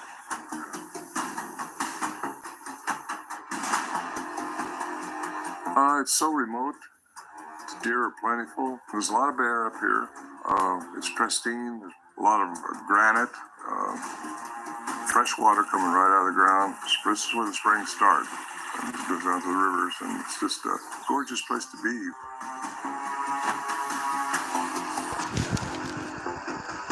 We're all very sober camp, a very strict camp. No unload before you came into camp. No alcohol was here. It was really a quite disciplined camp. All the guys. Then why did they find some of the people's stuff 8 miles away from their last GPS signal? I get what you guys are saying, but they find this shit so far away after the fact. Like, if you're just like tuning in, you got to really know the criteria for the missing 411.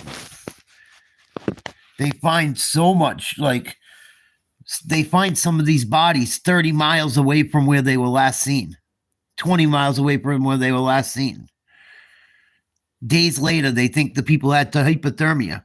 Days later, they find their shit further away with no animal tracks. So you can't blame it on an animal.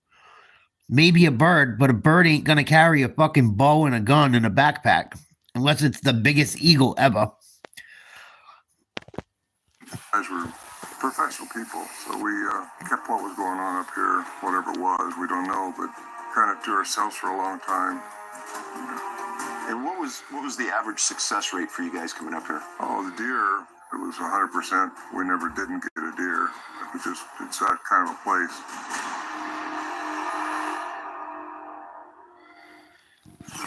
And there's stories we're going to look at after this. There's stories of little kids being found that went disappearing like this on a cliff inside a cave like 40 miles away through a ravine 2 days later. There's no way a 3-year-old could do that.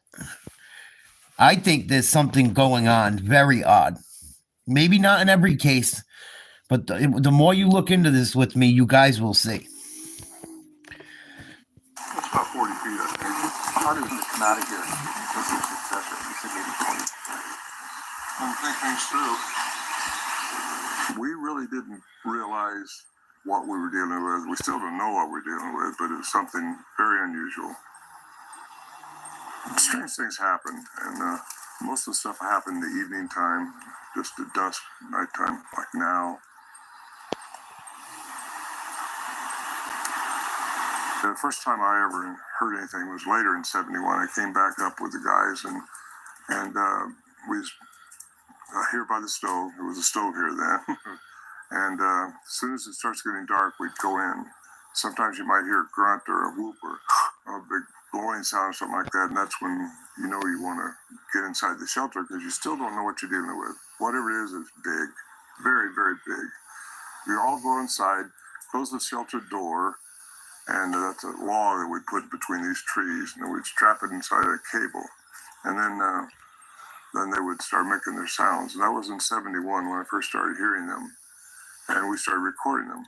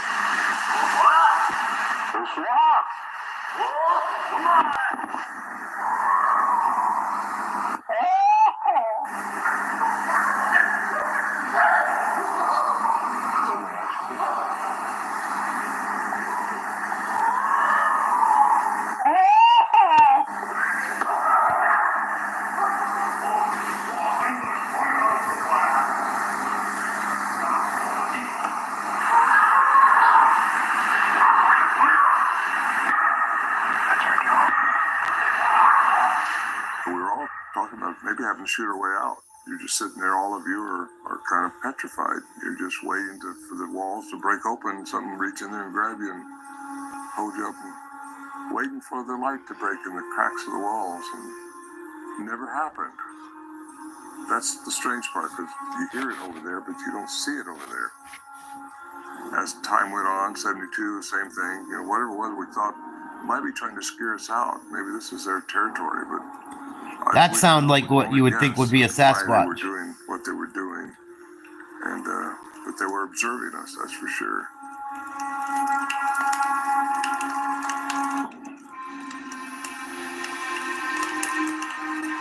Well, we do know that their vocal range is much greater than human beings. They're frequencies go way above and way below the abilities of humans.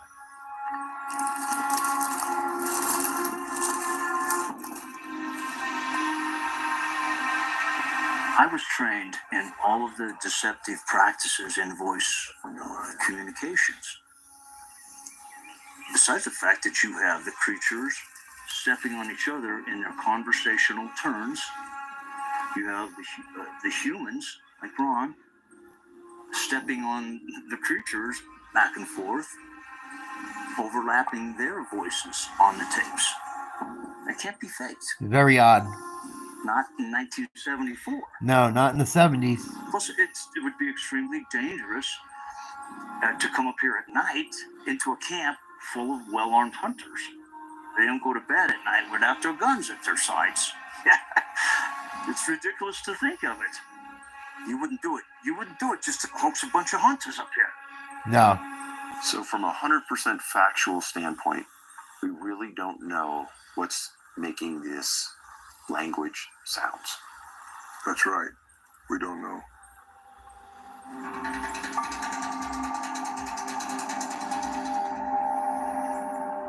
One time I heard a big, sound like a huge tuning fork above us, and you couldn't find the source of it. It was just a big sound like that. Sometimes you'd hear a sound out here, and one time we thought our camp was being torn This is near Yosemite National Park, I believe. apart by something. We thought the barrels would pack. But it happens in all over. But this story, and this is near an area where a lot of the missing. This is an area where there's over 50 cases of the missing 411. Again, and it was being torn up and tossed around, and you look out here when all the commotion and the sound stopped, and there's nothing changed. Now, how do you explain that? You know, one time we was in there, I thought I heard a car door slam out here. Now, well, we're 8 miles in the wilderness. There's no. So aside from the sounds, you also saw some things in the sky and the air? Yeah. Lights. Yeah, orbs. Other guys that reported orbs when I wasn't here. Me and my friend Bill saw one night was a big blue ball coming down from up here, slowly moving, definitely controlled. It had some type of intelligence about it. And if you were just looking up there, you would think it was the moon, but it was blue.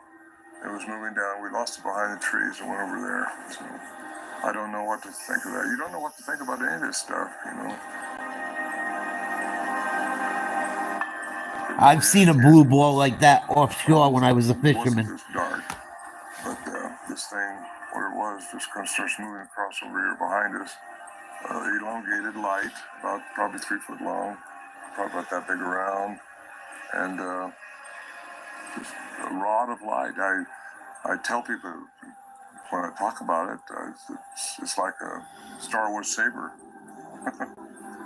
white, glowing, but not bright glowing, just glowing, and it just moved slowly through the trees, definitely controlled, and dissipated over here. Is it embarrassing to talk about? No, I don't care. Well, now nothing bothers me. What makes you keep coming back? The mystery that's still here. There's still a mystery that needs to be solved or understood. And I'm here now because you're here. I've been asked multiple times to be brought up here by different people, and I turned them down basically because I don't want the area. It's such a pristine area still. I don't want it exposed to a bunch of researchers come up here, just inundating the area. And I've also told the hunters that still come up and their offsprings, which still hunt the area, you know, that I'll kind of keep it very private as much as possible. The shelter, although it's been dismantled now years ago, it's still a place to come to. It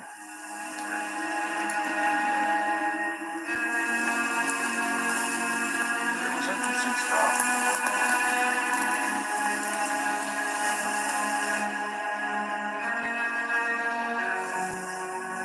Nothing surprises me. Nothing up here. why this is such a strange place, I have no idea, but it is a very interesting area.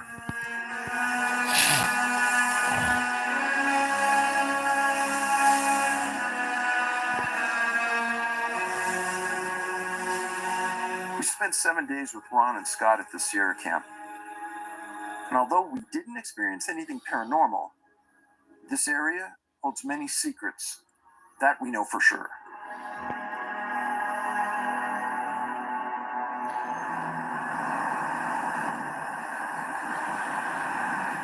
The last case I want to investigate is even a little deeper down the rabbit hole. It's not about a missing hunter, but instead about a strange experience one hunter faced in Lima, Ohio. It's important to note that this isn't a connection to the missing. It's simply an odd event that's worth looking into. And it's associated with one of the smartest people I've ever met. There's a difference, I guess, between being freaked out by things that you imagine and being freaked out by things that you actually see. This, I have to say, was the most terrifying experience, but yeah, I don't know why I didn't react to it, and that bothers me.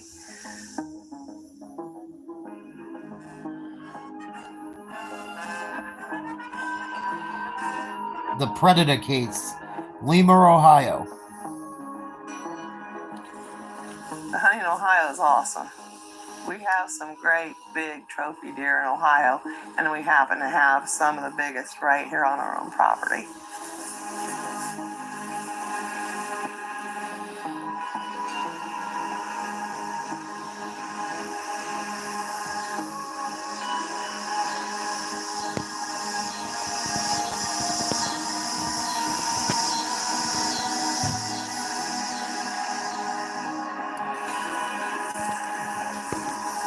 This is the most beautiful night to deer hunt. It was the second day of season. I wanted to be getting my, run in the woods to hunt. I was really excited about it.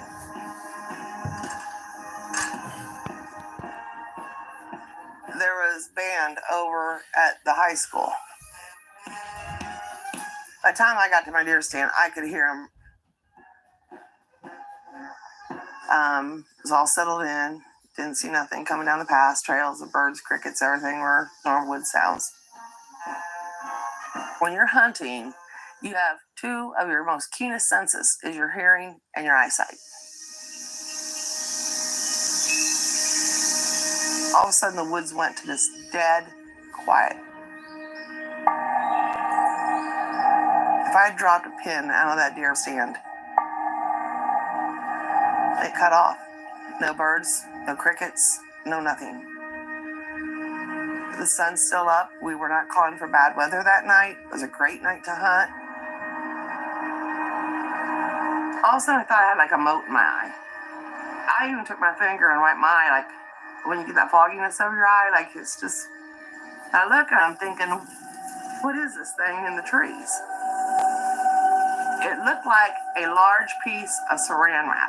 It's the only way I can describe it. But this thing was very white. So I'm up 14 foot and it hung quite a ways down. And I'm thinking, what is this thing?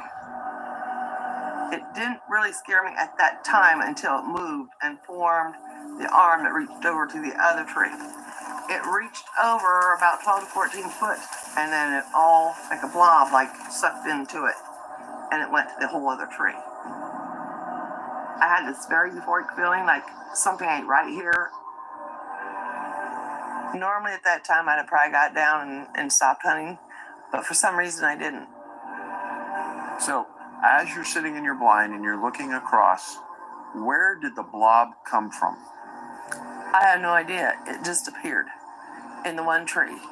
As it was moving through the woods, it went from like tree to tree, and then it disappeared. It didn't continue on. So where it went, I don't know. It's like it just right before my eyes vanished. And I don't remember taking the picture, but being married to who I'm married to, Dr. Bruce McAbee, he always said, if you see anything weird, get a picture.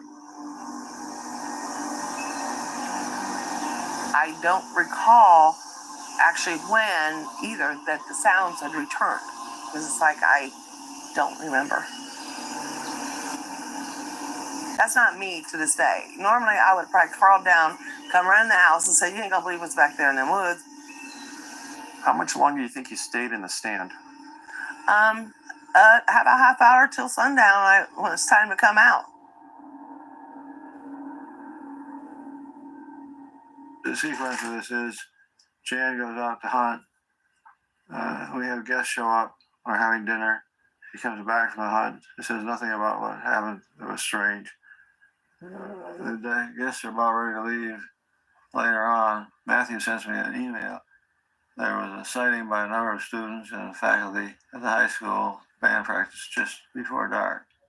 I'm like, holy crap, maybe it has something to do with what I saw in the woods. And Bruce goes, what? And I said, I forgot to tell you about what happened in those woods to me tonight. And I'm reading this from Matthew, and then I get goosebumps. He said this light appeared above the big stadium lights of the football field. Had Matthew not sent that email, I'm not sure if I'd have remembered even that night to say anything. How many kids were on the field? At least 30 to 40, I would say.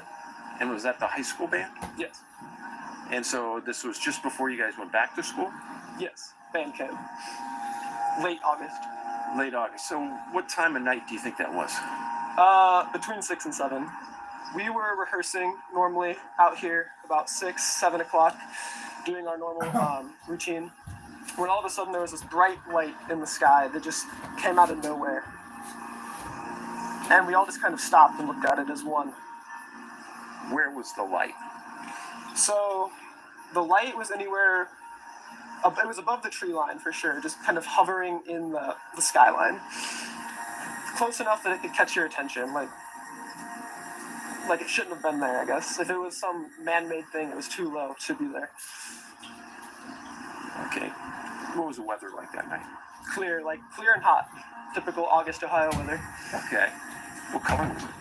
Candle orange. As far as I could tell, the thing had no definable edges to it. There were no dimensions. It was just kind of waxing and waning till it zapped out. And our band director, who never stops for anything, he stopped and turned around and looked at us and he goes, what the hell was that? Before I had time to even think about what I was seeing, it was gone. And then it was just kind of like an imprint in your mind, like I've seen something strange. A little bit. So in your gut, are the two issues related? I often wonder now. All I can say is it happened within the same time frame, basically, as my experience here. I had half a mile over there as the crow would fly.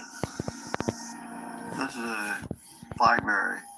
On the back, you have the lens. It's not like the modern ones that have a camera on the front as well as the camera on the back. So I'd be taking your picture right now, but I would not be taking my picture. Something happened to the camera. I don't know what, but there's hard evidence of some weird thing that happened. She took a couple of pictures of herself before the event, which provide a fixed point of investigation, I say. And she took another picture afterwards. So you have the camera phone doing its normal thing before and after, but right in the middle of this one photo, there's something bizarre happened. The picture she took, the resolution somehow changed. Yeah, that's weird. Picture. You could manually change the cell phone 1600 by 1200, 1024 by 760 or something like that, and 640 by 480. But it got changed to 500 by 400 or something. Numbers that don't exist. I don't know how to make it do that resolution. You'd have to get in there and rewire it somehow, or change the software. But even changing the software doesn't change the number of pixels along the edge of the sensor. I don't know how to explain this filmetry stuff. And I can't imagine what it looks like is well focused. I don't know what that is. I've had people write to me and say, well, what that is Jan took a picture of her own hair. My hair was back through the back of the ball cap where it adjusts. It was tied back. So there was no part of you that could have been in that? No way. No way. It would be possible for her to take a picture of her hair if she put her hand back there. But that wouldn't change the resolution of the camera or the bite size of the picture. So Jan, let me ask you, since that has happened, has it changed your life? Yeah, I've never been back in that woods to hunt that. I actually ended up buying a redneck deer blind. I mean, I want something surrounding me. You can imagine if you saw in the woods some strange thing like that, like the predator, you'd probably be leery about going back there again too.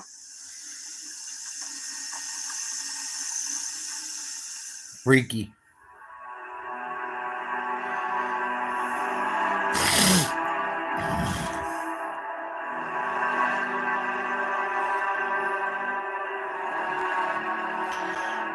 When looking at these cases individually, Aaron Hedges, Tom Messick, Mel Nadell, it's easy to pass them off as isolated, strange occurrences, anomalies.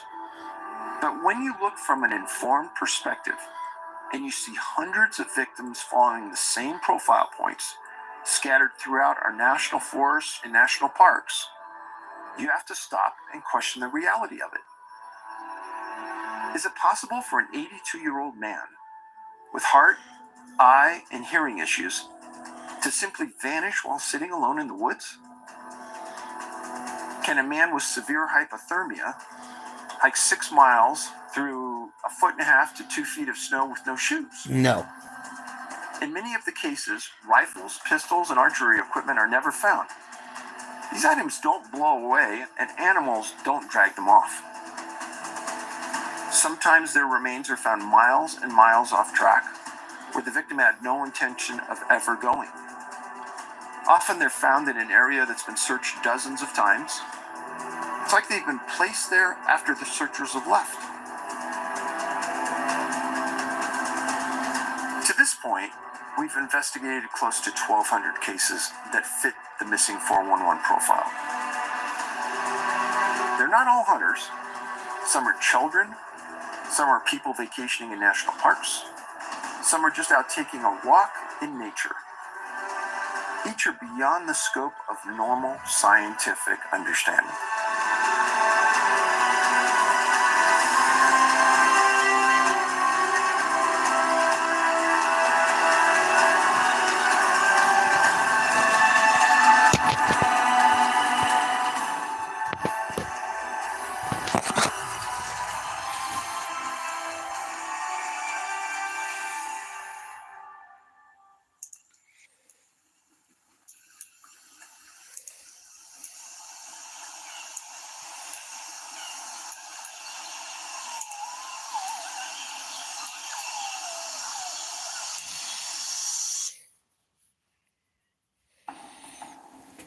Yeah, they're keeping this shit quiet. Whenever they don't give the Park Service does a horrible job keeping records. It's pathetic. And when people are asked about it that work for them, they don't say a fucking word. It's pretty disgusting. And we're gonna look into 5 more creepy missing 411 cases right now. The fact that people don't speak up, they're obviously scared, but what the fuck? You get paid to protect people and uphold the fucking law. That's part of the problem with the country right now. People don't do their jobs the way they're supposed to. Hate it or love it, it's the truth.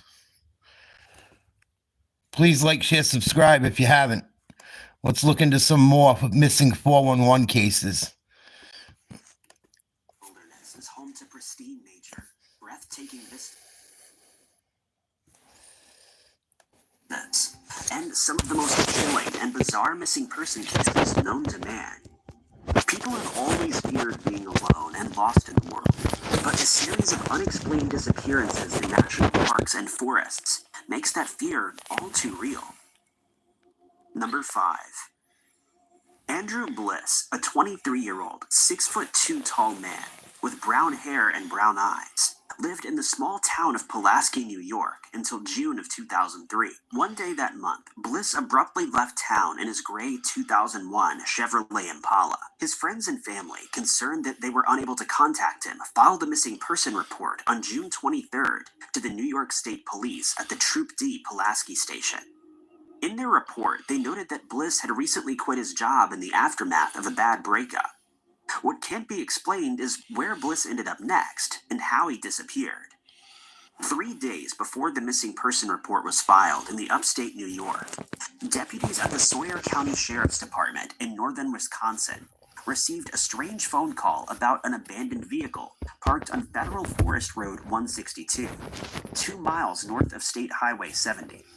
When deputies arrived to investigate, they found a gray 2001 Chevrolet Impala with New York plates, totally abandoned. It was registered to Andrew Robert Bliss. The circumstances surrounding the discovery of Bliss's car are bizarre. Deputies discovered the vehicle with its doors open, the keys in the ignition, and the gas tank totally empty. No clues were found either in or around the car. Even more perplexing is that the local drivers reported that they saw Bliss walking along as they passed. He smiled and waved at them. At approximately 8 a.m., a half-mile up Federal Forest Road 162 from Bliss's abandoned vehicle, the driver of a logging truck saw him walking. According to the driver, Bliss was wearing a long-sleeve shirt and pants, and that he turned to wave. This is the last time that anyone laid eyes on it. As soon as emergency services realized that the abandoned Impala belonged to a missing person, they started an extensive search and rescue operation in an effort to find Bliss. This would prove to be a challenge, however, because the area along Federal Forest Road 162 is heavily wooded with dense brush. The Sawyer County Sheriff's Department, Sawyer County Fire Association, 2 planes from the Civil Air Patrol, and 3 canine dogs spent 2 days searching for Bliss in an 8-mile section of the National Forest. The Sawyer County Gazette describes this area as desolate and swampy. Even with these extensive resources, the search came up empty. Officials also searched any nearby cabins, but they found nothing out of the ordinary. Investigators later discovered that Bliss had run out of gas 2 other times on his cross-country journey, making contact with law enforcement in each instance. Because they didn't find it in the car, police believe Bliss had his cell phone on him at the time that he disappeared. Why he drove to a remote county in rural Wisconsin and why he didn't call the police for help remains a complete mystery. However, Bliss's loved ones and the local community weren't ready to give up yet. In response to the shocking disappearance, people from the area formed the Sawyer County Search and Rescue Team. This team is composed of both adult and youth volunteers, and the initial 21 members completed extensive training, including tracking, clue awareness, navigation, first aid, and other skills. The team resumed the search for Andrew Bliss, even using the search as an opportunity to train new members. This led to the first and only potential clue. In another canvas of the 8-mile section of the forest where Bliss disappeared, volunteers found a disturbing piece of evidence.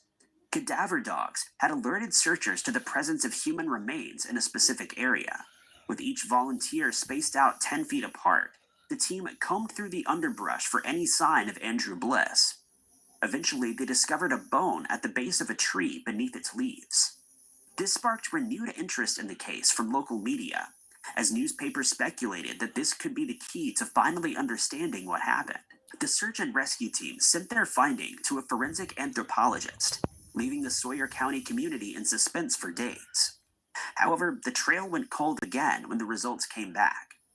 Experts believed that the remains were nothing more than the tibia bone from a bear, which looks similar to a human's. With no more leads to go on, outdoorsmen in Sawyer County are on the lookout for evidence that could help solve the disappearance of Andrew Bliss. In 2011, the Sawyer County Sheriff's Office began asking deer hunters to keep an eye out for any clues that they may find in the wilderness. Pat Sanchez, the Sawyer County Emergency Management Director, told papers, "We want to bring closure for his family, and we believe someone may have seen something or stumbled across something. Clothing, glasses, bone fragments, something. Anything found in that area could be relevant to this case. If anybody has any information even remotely connected to the case, they're urged to contact the Sawyer County Sheriff's Department at 715-634-4858 or send a tip to New York State Police Troop D at 315-298-1444. Number 4.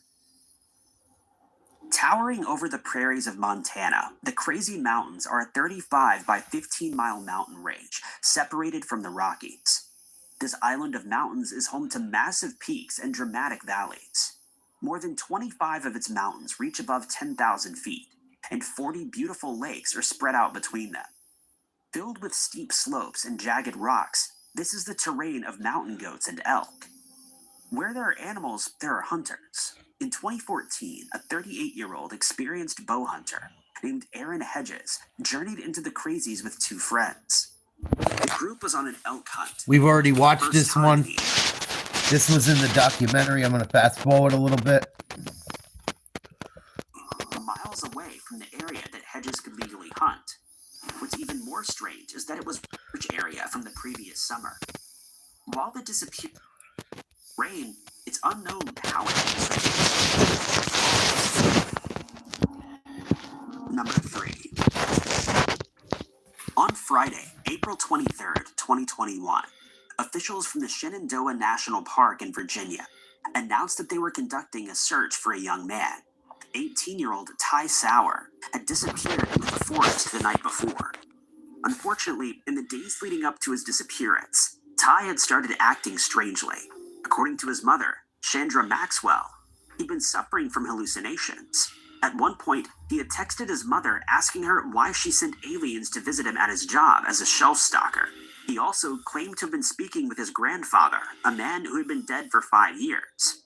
When Chandra texted Ty one morning to remind him that he had track practice after school that day, Ty responded saying that he was already at practice.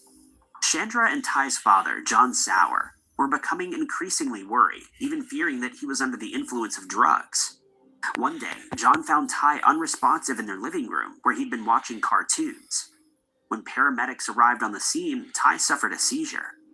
Once Ty arrived at the hospital, it took 8 staff members to physically restrain him while they tried to get him to a stable condition and run a drug panel. When the drug test came back clean, Chandra and John hoped that the hospital would admit their son and try to figure out what was causing his hallucinations and erratic behavior.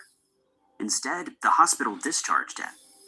Chandra and John wanted to get Ty the help that he needed and tried to keep him at home in the meantime. However, Ty stole the keys to Chandra's car while she was in the shower.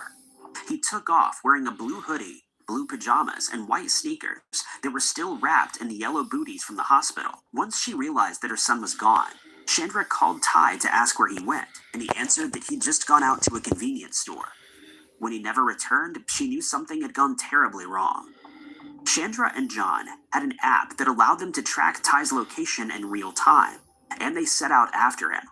Their son led them through Philadelphia and Maryland, and they almost caught him near the White House in Washington, D.C. However, when they hit the town of Laurie, Virginia, Ty lost his cell service and his parents lost the ability to track him.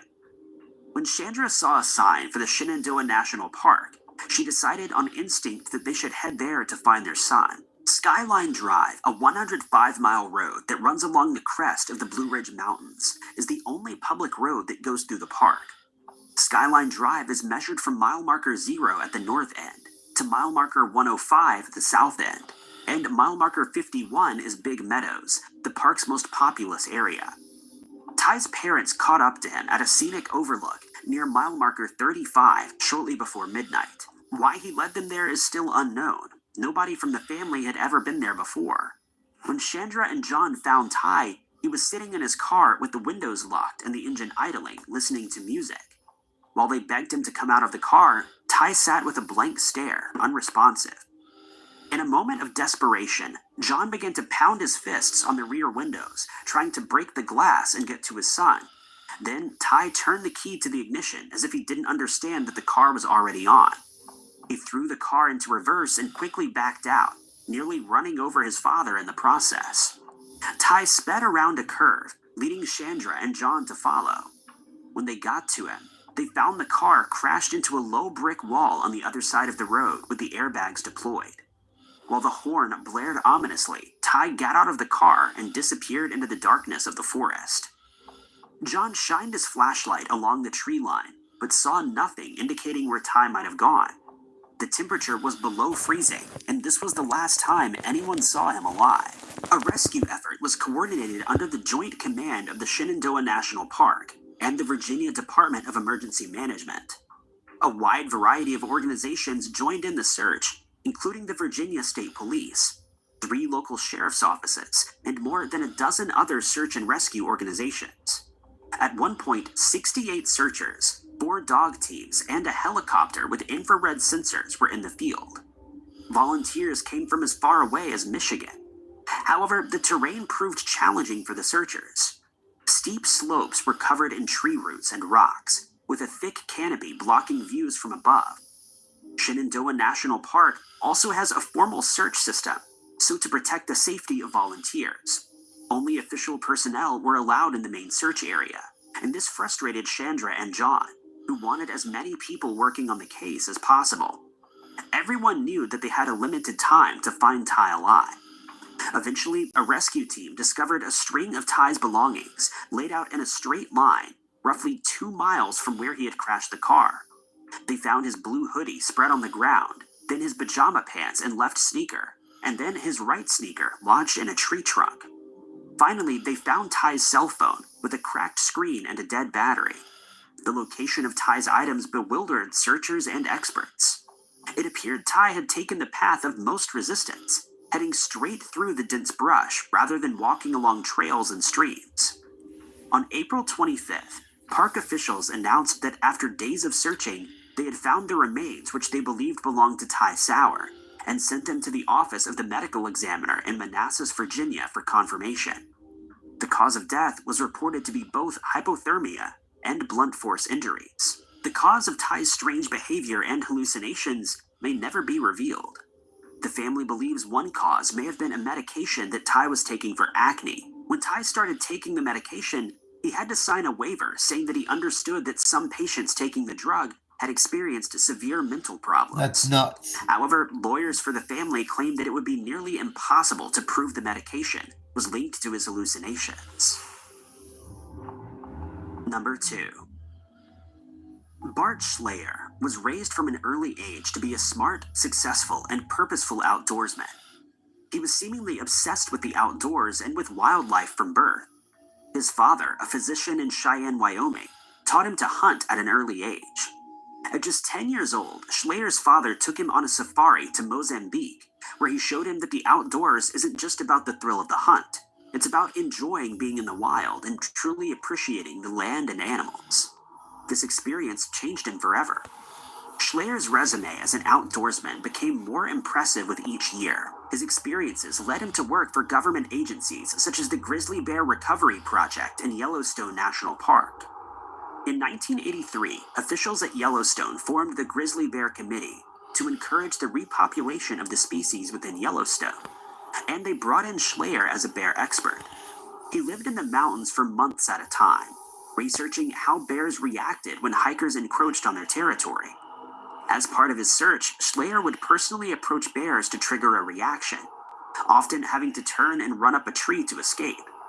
His co-workers fondly remember how much he loved doing this. There are countless reports from Bart Schlayer's friends and colleagues that describe him as a compassionate, understanding, and unafraid person with animals. Part of the reason Schayer was so good at researching these creatures was because he was so at home in their habitat.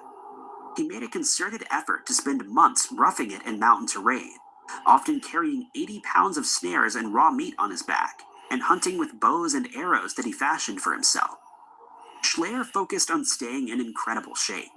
His co-workers on search projects report that after a hard day of labor, he would return to his camp and perform full-body workouts, often using logs as weights.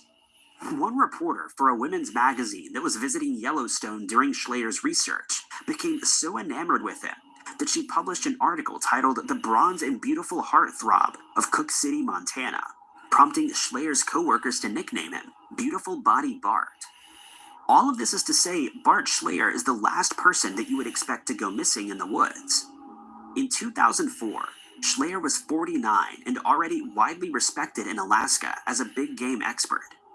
Feeling trapped by civilization there, he had moved to Whitehorse, Yukon several years prior. One day that year, Schayer was dropped off by an airplane in the Yukon wilderness. The plane dropped him off at a site called Reed Lakes with the plan of picking him up in 2 weeks. He was well supplied for the trip. After 2 weeks had passed and the plane returned to collect him, he failed to make the rendezvous. He had seemingly vanished into thin air, The day after he was reported missing, the Royal Canadian Mounted Police flew a search plane over Schleier's campsite but didn't see any clues. The next day, a ground team searched the area on foot. They were able to locate Schleier's campsite, but it appeared the hunter had only been there briefly. His tent was set up and he cooked one meal before inflating his boat and setting off on the lake. The Mounties found Schleier's boat half a mile down the lake shore, tied off securely at both ends. Due to rapidly deteriorating weather, the team wrapped up their search effort and left. Some searchers hypothesized that he'd hiked out to the highway and left, but Schleier's friends insisted that he would never leave his gear behind or make a drastic change of plans without calling someone to let them know. Unsatisfied with the results of the search by the Mounties, some of Schleier's colleagues became suspicious. Dibbs Williams, a friend from Whitehorse, teamed up with the pilot Wayne Curry to fly up to Schleier's camp at Reed Lakes and investigate for themselves. Once he arrived on site, Williams found Schleier's tent knocked over, either by wind or animals, as well as important gear that they knew Schleier would have taken with him if he'd planned to leave. The next day, while investigating the area around Schleier's boat, Williams and Curry found his bow resting against a tree, next to a handmade quiver of arrows and a moose collar. His pack was positioned on the ground as if he'd stopped to grab a bite to eat. An experienced moose hunter commented that this would have been a good location for an archer to set up. Not far from there, Williams found a shredded hat with Schleier's hair on it. Thinking that a bear had snuck up behind Schleier and surprised him while he ate, Williams called the police back in to conduct a more thorough search. Within 60 meters of Schleier's bow, the search team found human remains with bite marks from a bear. This finding seemingly would have put the mystery of Schleier's disappearance to rest, but several questions remain. Many members of the hunting and outdoor community that knew Schleier believe he was simply too talented and too knowledgeable to have been taken by surprise by a bear. Many people had witnessed Schleier escape from or subdue a charging bear, and he was famous for spending as much time in the backcountry as he did in civilization. Additionally, although police found bear tracks and bone fragments and bear droppings nearby, experts are baffled by the fact that no fabric was found in the bear droppings. It's rare for a grizzly bear to try to eat a person, but in other cases where it has happened, fabric from the victim's clothes could be found in the bear's stomach. Most of Schleier's clothes were never found, and no evidence of them appeared in nearby bear droppings. Bears are also known to bury their prey in something biologists call a cache. Investigators were not able to find any signs of a cache nearby. Even more disturbing is that the area in which the bear supposedly attacked Schleier was totally undisturbed. Investigators didn't find any evidence of a struggle against a bear, such as broken branches or torn up moss. Schleier's friends say that as a grizzly expert, he would have known to start off playing dead when the bear attacked. However, when he realized that that strategy wasn't working, he would have been bound to put up a fierce fight. Those who knew him are perplexed about why there are no signs of conflict. Bear attacks are known to be long and violent. Friends who investigated the scene also noted that Schleier's ball cap was totally unharmed, and his bag, which contained food, was undisturbed by the bear. If a bear had attacked him, experts think that they would have found canned food at his campsite irresistible, but the food at the camp was untouched. How Schleier passed is still considered a mystery by some.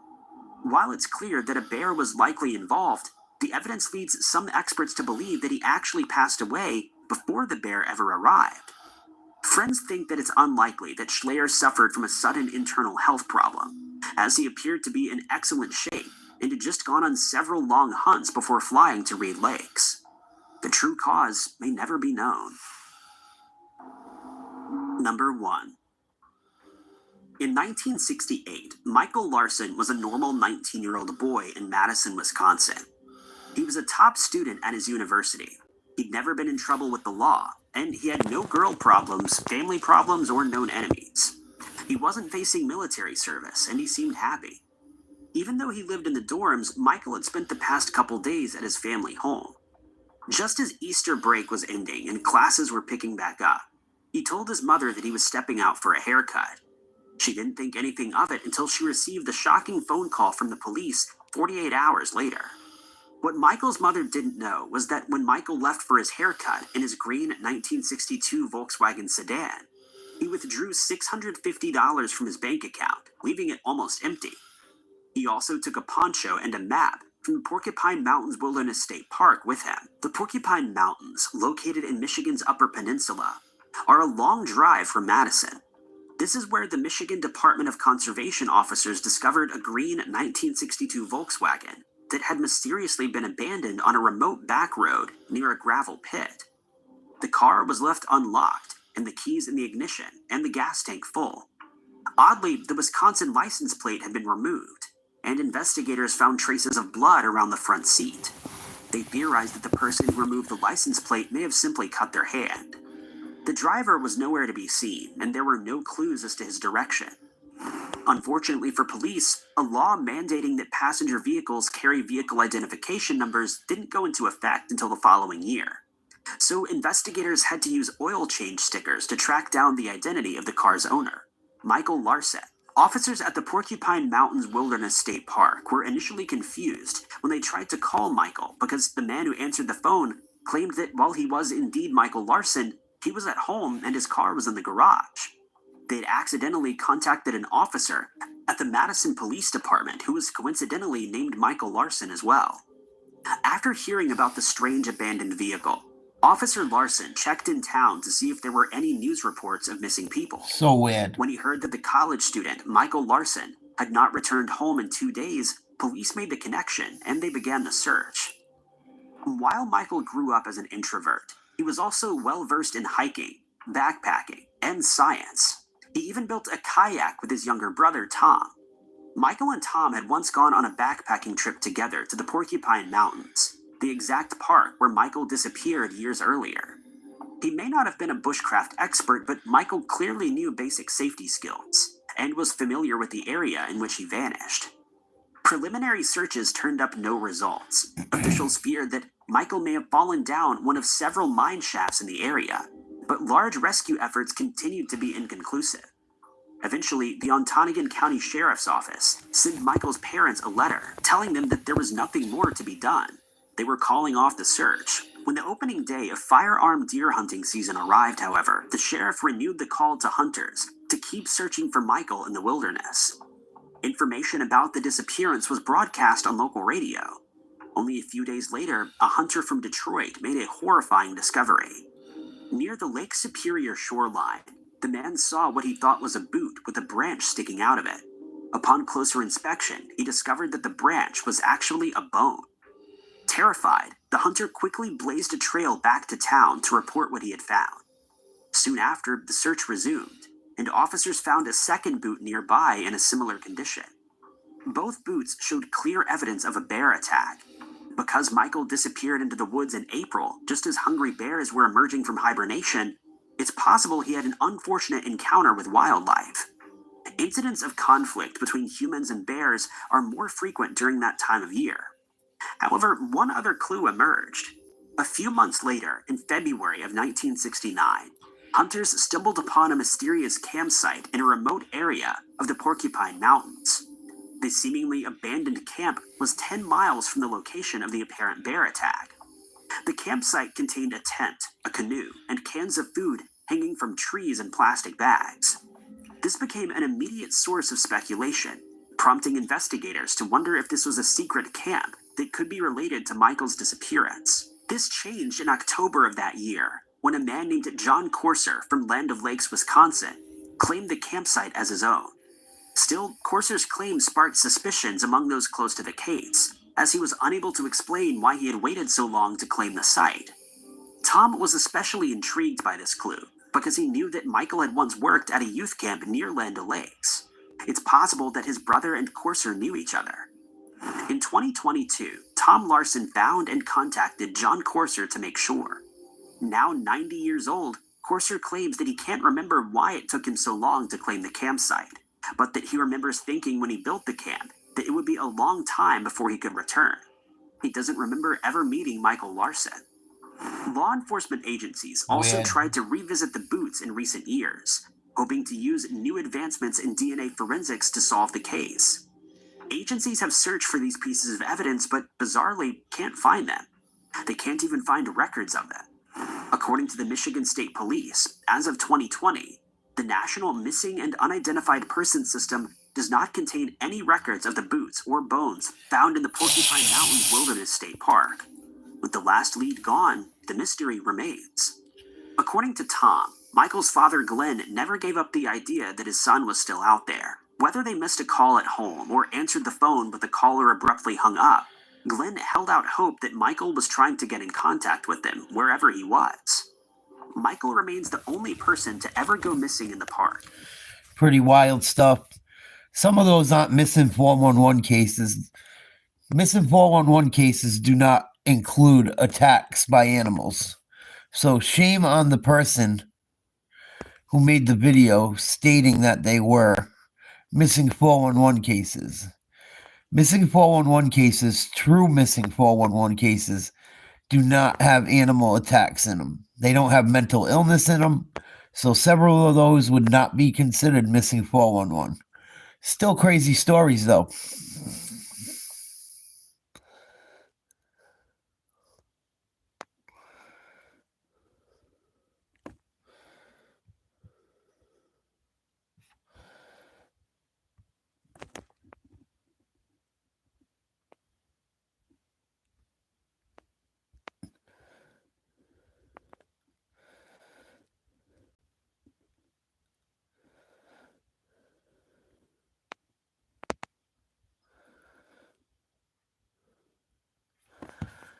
Bear with me.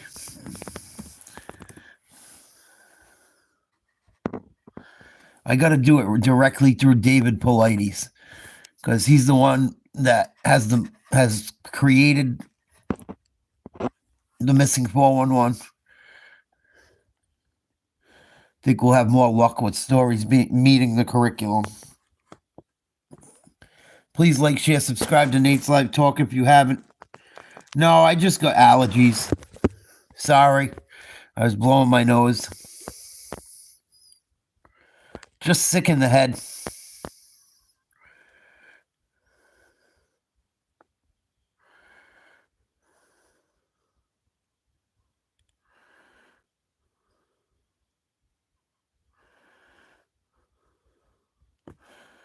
Some of these may not have video, some of them may, but we'll check a few of them out.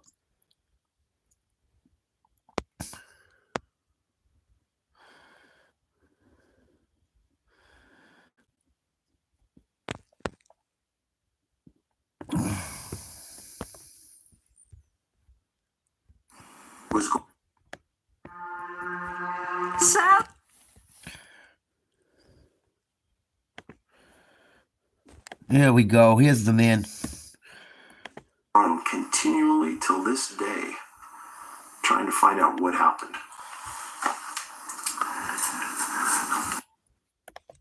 Let's just get right into it. Jamie Lee, 19 years old, went missing September 4th, 2011. A place called the Smoky Flats Campground south of Grand Prairie, Alberta. Let me tell you, this area is wild. There's mountain lions, all kinds of bad things that will eat you.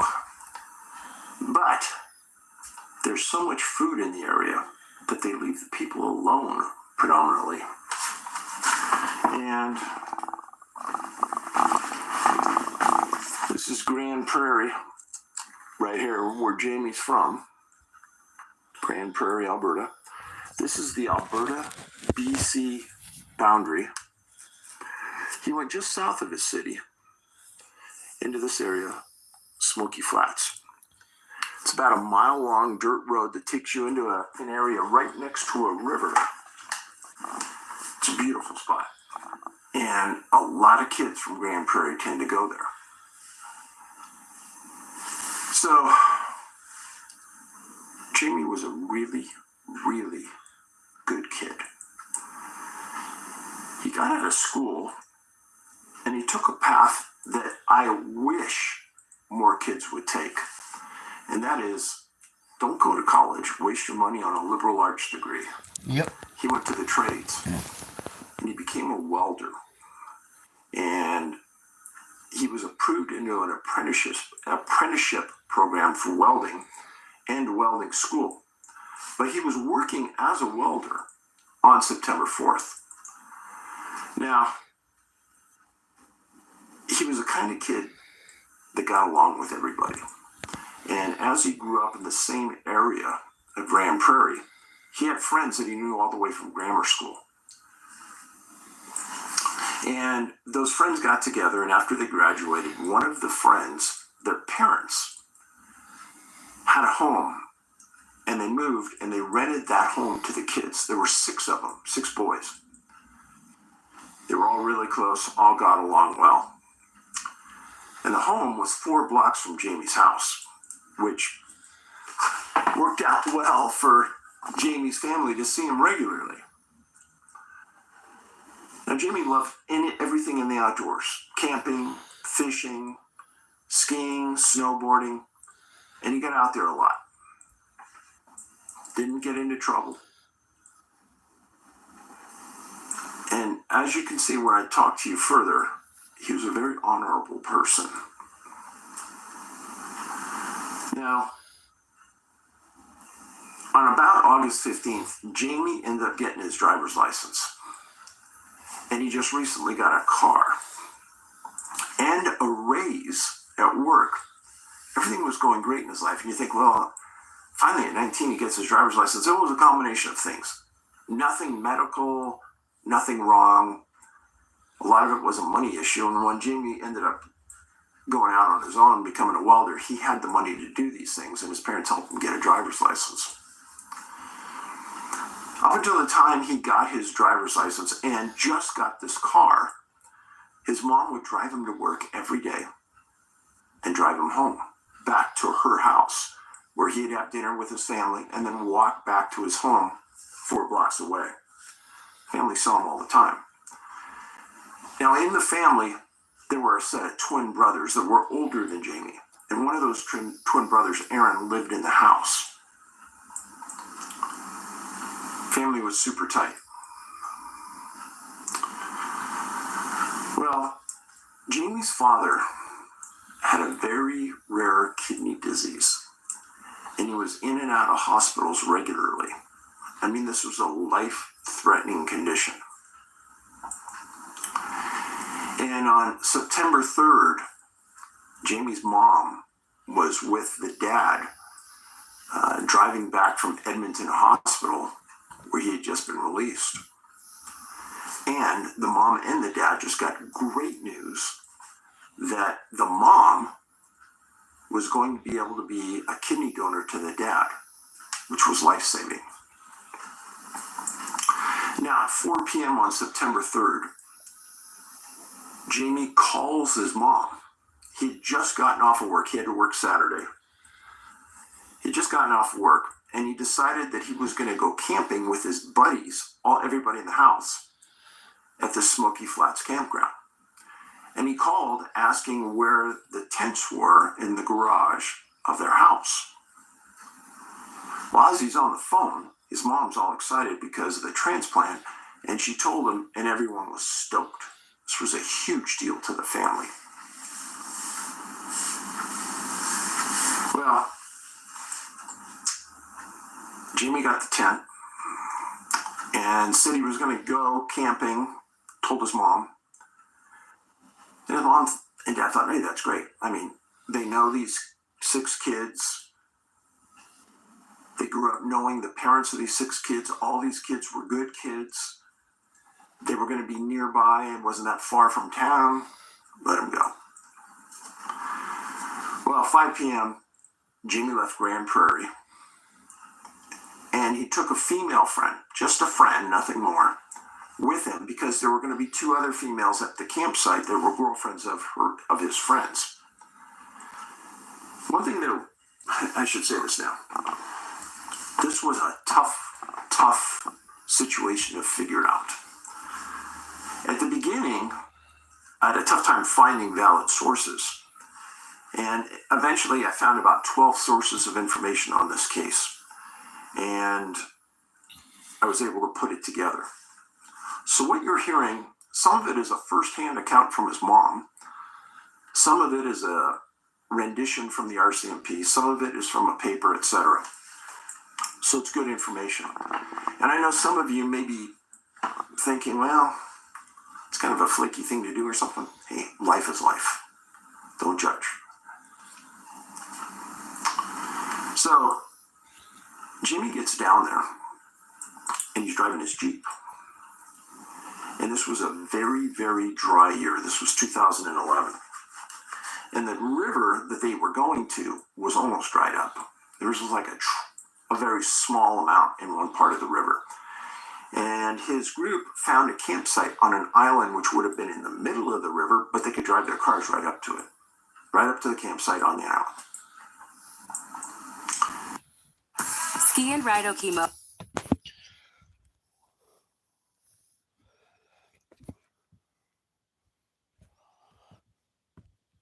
Please like, share, subscribe. All of his friends were there. He got there about 6 o'clock. They were all having fun. Everything was going great. People were partying. There was booze there. And as the night went on, everyone had been drinking a lot. Jamie, a lot. But his friend said he wasn't himself that night. He seemed depressed about his dad. And in hindsight, that doesn't make any sense because of what his mom told him. But September 3rd blends into September 4th. Early morning hours, people still drinking.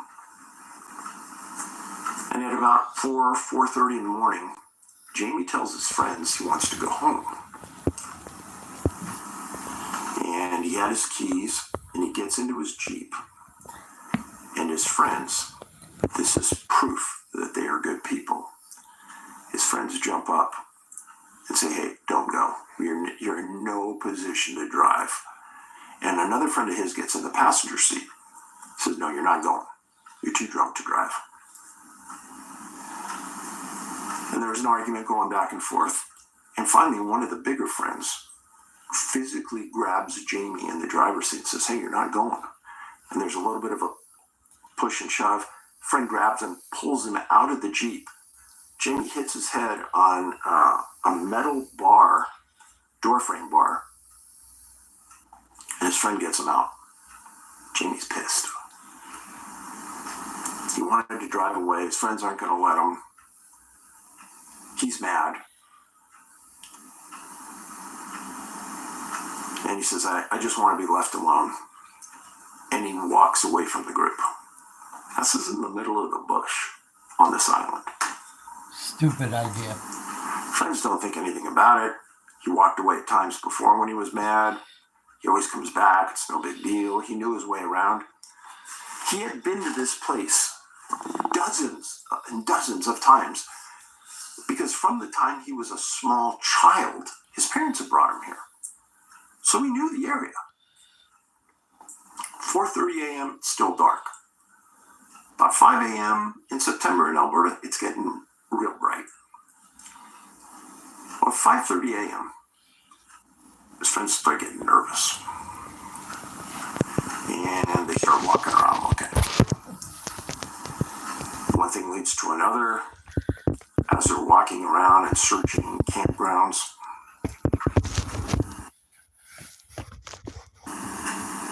unbelievably, there's a specialized search crew that arrives at 6 a.m. and they're going to practice. Talk about luck. It's a complete fluke. They were training and they immediately engaged. They talked to his friends, they understood the situation, they formed up, and away they go. Well, immediately the word starts to go out that he's not there. So one of his friends, who was sober, who wasn't drinking that night, drives into Grand Prairie and goes to their house to see if Jamie's there. He's not. The friend gets really nervous because there's no cell reception at the campsite. It's a dead zone. But now they're in Grand Prairie, so the friend calls Jamie's brother and explains what happened. The brother says, no, Jamie's not here. Calls the mom and dad and tells them what's going on. Well, they didn't call anybody because mom and dad were in bed. So he walks down the hallway and gets them up, tells them. Well, the area that he disappeared in, again, the island is one part of the equation, but the area around it, which he walked into, is an area that was logged about 60 years ago. It has a lot of deadfall, tough searching. The river isn't high enough for anybody to drown in it, so that really wasn't an issue. But they went out and they searched. Mom and dad show up pretty quick. About a mile from where Jamie's campsite was located, friends and searchers immediately find cigarettes laying on the ground on the road, dirt road, and Jamie's first aid card that he got from working at the welding shop. Cigarettes were the type that Jamie smoked. Mom explained, now this, at the time, this was really troublesome. Why? Well, you find things thrown all over the ground like that. Like, you know, why would that happen? But the mom later explained Jamie did smoke. And his lighter, he had left it on the floorboard of his Jeep. So the theory was he walked away, wanted to smoke, pulls out a smoke. Got no lighter. Figures out he doesn't have anything to light the smoke, gets upset, just throws the cigarettes on the ground. That's a realistic act by somebody who's drunk and upset. So he throws them on the ground. Search goes on. Mom and dad are there. RCMP is arriving. They've got a search team already there. I mean, they're rolling. Let's stop for a second. Now this is Jamie, real good looking young man. He was a big guy, 6'3", 150 pounds, kind of long and lean. So let's go back a little bit. What makes somebody an honorable person, a good person? Well, when Jamie was in school, he was always taller than everybody else. Well, there was a kid that was getting picked on at school. Jamie said, hey, you walk with me every morning to school and every afternoon from school. Nothing's going to happen to you. And he escorted this person to and from school daily. When you're a young person, those decisions don't come easy, folks. A lot of people think that the bullies are the cool kids in school. Or you always have to be nice to the bullies, otherwise they'll pick on you. It takes somebody strong in heart and soul to step up and say, no, you're not doing this to this person. I admire that greatly. Well, the search and rescue team that was on training at that area decided to stay for 3 days looking for Jamie. They did an area grid search, and they brought in airplanes, equestrians, ground pounders. Fish and Wildlife eventually showed up, forestry teams, loggers. The area is a big oil field area as well, and oil field workers helped. They put people in canoes and went up and down the river just to make 100% sure he didn't use that as a walking path. Kayaks. There were some troublesome things that happened in the search. RCMP wasn't the best liked organization in the world at this location. People saw the RCMP bring a canine to the scene, take it out of its vehicle, look around, put the canine back in the car and say, there's too many people, we're not gonna search. What? What? That's crazy. That's insane. You use the dog. As I told you many times before, when I was on the SWAT team, the canines Maybe, Kathy, were assigned our team to train with, etc. So we run them all the time. And there's a way you search with a dog so the dog doesn't get distracted by you that's with the dog and the handler. So we knew how to do that. And we searched for people in the middle of cities with people everywhere.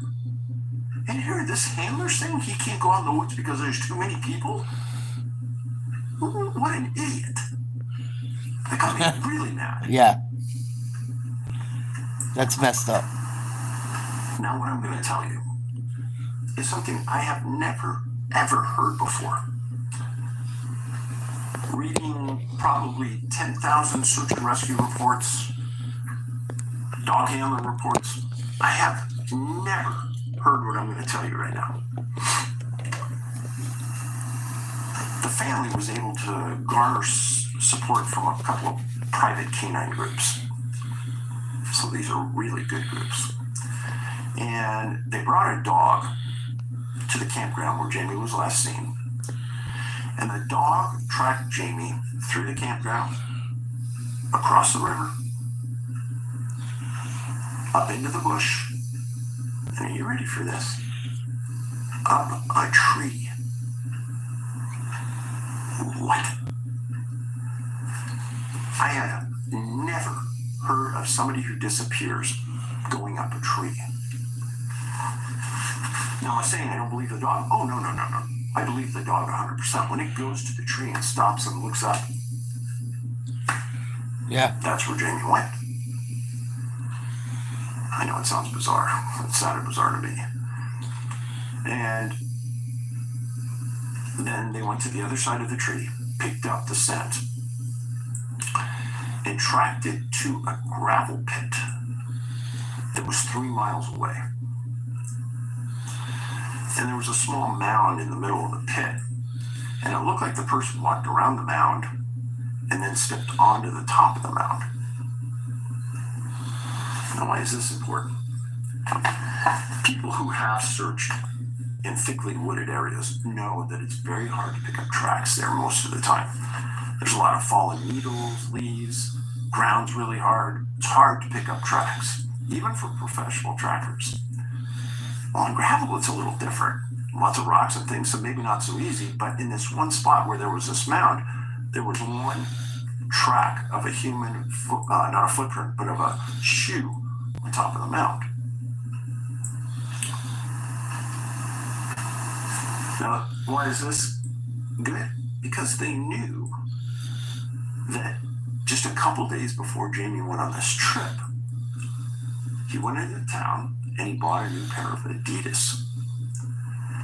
And this specific pair of Adidas had an unusual track on the bottom of the shoe. Very distinctive. And Jamie wore a size 13 shoe. Very unusual. So they knew the shoe size, the shoe type, and they actually went back to the store where he bought the shoes, got a picture of what the shoe track would make, and then talked to the owner about that shoe. And he said, yeah, it's pretty unusual, and we don't order a lot of size 13s. And in fact, the store only sold 2 size 13 shoes like that. So you could kind of guarantee you're going to find that track around where Jamie disappeared. It was Jamie. So this dog had done a heck of a search. And to find this track on top of this gravel mound, knew that they were onto something. Well, at about that time, the first dog gets tired. They had a second dog. The second dog starts where the first dog ended and then tracks the scent to a kind of a busy roadway in the area, and stops. A lot of people would say, well, he must have been picked up by a car. I don't say that, but some people would. So, why wouldn't the handler start the search back at the campground again, just to ensure that the first dog had tracked correctly? I think in a lot of people's mind at the time that track, they could distinct it differently from every other track in the area, the one that was on the mound, and they were in their mind sure that was Jamie's. So starting all over again didn't seem useful. They just wanted to start from there. That's the rationale. Now, Jamie's mom worked in Grand Prairie at a museum. She'd been employed there for a while. And once the town heard that Jamie disappeared, everyone rallied. Every day they had 200 searchers out there, at least. And in fact, the museum shut down and told their employees to go out and search. And one of the women at the museum had prior search and rescue experience. So she said, hey, let's set up a table on the primary highway going to the location. So what they're going to do is, Jamie disappeared kind of off the road here. Well, they're going to set up right here on Highway 40 and let everyone see that there's a search and rescue headquarters here with a table and anyone with information they want. Okay. I like that plan. I like it a lot. It's the same thing you do in kidnappings. They didn't want to see anything. Stop traffic. That would have been the next stop. Have RCMP out there and stop every car and ask them directly. That probably would have been better. But they have a table there with this woman and another woman manning the table. Well, a couple weeks go by, and one of the ladies that Jamie's mom worked with says, hey, whatever happened with that trucking info? So I was like, yeah, you know that trucking info that we got at the table? She goes, I never heard of that. And she says, oh yeah, you know, so-and-so who was manning that table at the time said a trucker came by and gave her some information. Because I never heard anything. So Jamie's mom goes to this woman. This woman says, I don't know what you're talking about. Jamie's mom goes, oh, that's very odd. So she goes back to her source, the other lady, and the lady says, yeah, this logging truck, a red logging truck, pulls up to our table. And this blonde-haired guy, about 30, with blonde hair down to his shoulders, says that, pulls up to the table and says, hey, he picked up that boy that's missing about the day after he disappeared, that morning. And he said that he had blood all over him and he wanted to ride. The driver says that I told the boy that I have to go to Grand Cache, 2.5 hours south, and I'm not going north to your city. And he goes, I'll take the ride. So the truck driver picks him up about here on the road, and he ends up going to Grand Cache, So weird. 2.5 hours south. This is Jamie's town, Grand Prairie. Truck driver goes to Grand Cache. Look up Grand Cache. Absolutely stunning city. Really beautiful. Well, take the boy there, let him out, doesn't know what happened to him. Now, if you guys, I know someone's going to say, oh, the logging man abducted and killed him. Then he wouldn't have stopped. He wouldn't have stopped. He told him this. So there was some follow-up done by mom. She went to the RCMP, and RCMP didn't seem interested, which is freaking bizarre. And she ends up finding somebody who says, hey, I know that truck. So she goes out, takes some pictures of the truck. Later on, people contact her and said, yeah, the guy who owns the truck now bought it like a couple weeks ago after Jamie disappeared. And nobody knows what happened. The owner moved away or something, I don't know, but they couldn't find him. So they never could follow up. And Jamie's mom went to the RCMP multiple times trying to get him interested. Weren't interested. Weird. That would have got me mad. So that lead was lost because somebody, for some reason, dropped the ball. Didn't report it. In hindsight, it was said that the lady just forgot to report it and then didn't want to be embarrassed and just denied it. Makes sense again. Well, the boys at the campsite, his friends, as part of the investigative process, were brought in by RCMP one at a time and given polygraph. Wow. And this was after the 30 days of search and rescue. And they found nothing more than the cigarettes in his first aid card. And the reason they were getting polygraphed is because nobody could quite believe that Jamie would get lost in this area. There was a ton of logging oil roads in that area. There was so much traffic and people, you could find somebody pretty quickly. I mean, a car or something going by. Well, they polygraphed all the boys, and in the words of the RCMP, they passed. All of them passed perfectly. And then people have said that their stories never really changed. They were all essentially the same. Now, this is where the stories get strange. Do I believe them? 100%. Because I know that this happens. Meet Asana, a work management platform that helps companies. Let's see how much stranger it gets. Please like, share, subscribe to Nate's Live Talk. Looking into the missing 411.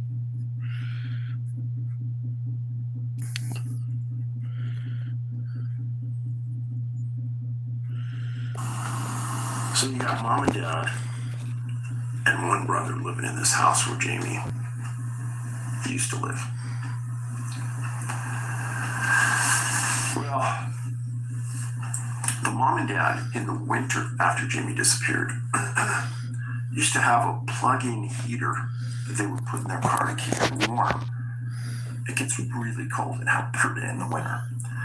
So they would plug this lighter into the cigarette lighter. I mean, they would plug the heater into the cigarette lighter and they would let it go. They would come out in the morning, unplug it, the car would be nice and warm, and they could drive it away. Well, they'd done this for years. Suddenly, car battery's going dead. They couldn't figure that out. They take it, find out the battery's good, they charge it. People say, oh, you don't need a new battery, it's good. Do it again, battery goes dead again. 6 times over the course of the winter, this happened. Mom said, never happened before. Then you can slough it off and say, well, maybe they're just not too smart, maybe it's a bad battery. No, it's just strange. And they found it strange. But there was more. So Jamie disappears in September. In December, 3 months after the disappearance, Mom's working at the museum. She goes out to her car and finds tracks in the snow around her car. Now she knows the tennis shoes that Jamie was wearing, and she knows the track by heart. And she looks at it, and she takes pictures, and she sends them to the RCMP. She says, boy, this looks like Jamie's prints. RCMP takes them, sends them to Adidas. Again, they know that there's only 2 pairs of these shoes that were sold in Grand Prairie. Adidas comes back and says, those are a size 13. Same shoe your son bought. Oh, what? What? How did that happen? What's going on here? And there were just tracks around your car, that's all. But if you were a decently intelligent person, you know coming out your car, if there's tracks around your car and you're going to look,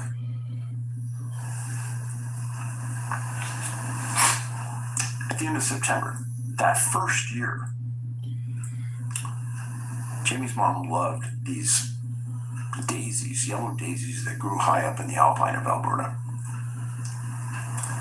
One day she comes home from work. Instead of going to the front door, she goes through the back door. And stuffed in behind the screen door and the door is a bundle of these yellow daisies.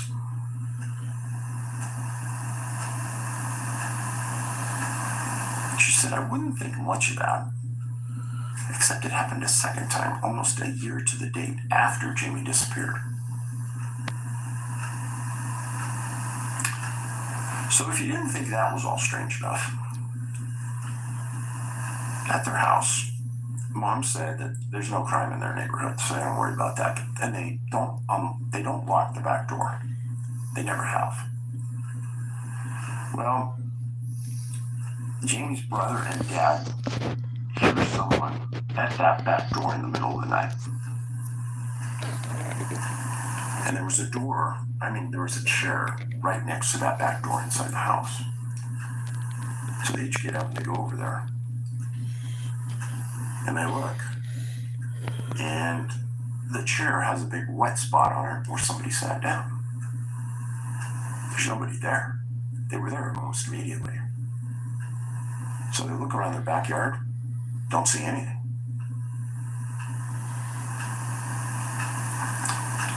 This happened a couple of times. Yeah, a couple of times. In 2013, Mom comes home from work. And on the table in the front yard is a little piece of jade, like a medallion, that's carved, and it kind of looks like Jamie.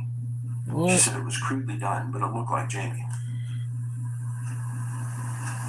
She ended up saying that strange incidents like that happened for 10 years after Jamie disappeared till about 2021.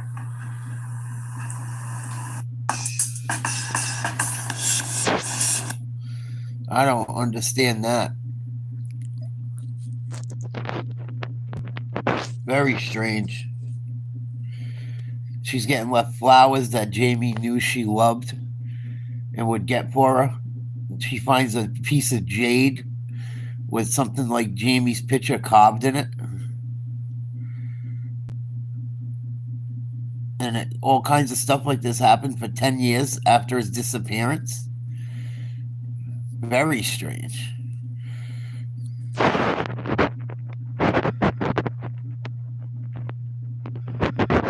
I don't know what to think. Was him coming back from the grave? Was he abducted and dropping shit off? I don't know.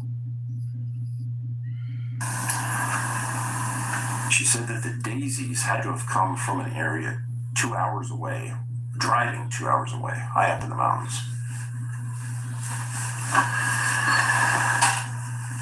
The local RCMP in Grand Prairie was going to transition to local police. So she checked with the RCMP to ensure that the reports were transferred to the local police. She talked to the RCMP person and said, for some reason, the search and rescue reports were never transferred. Later on, she found out that the reports on her entire son's case were never given to the local police. She said that the family and the RCMP still get about 2 to 3 tips annually about Jamie. In everything I read, which was a ton, I never heard of any reports of people seeing Jamie anywhere in Alberta, which is usually something that comes right off the top, people claiming they saw him. This is a tough one, folks. This was a real tough one. Jamie obviously is 13 years older. He's in his 30s. He's probably filled out a little bit from that 6'3" frame. But where is he?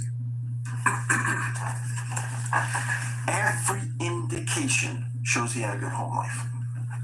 Every One. He had a great job. He just got a car. There'd be no reason for him to take off.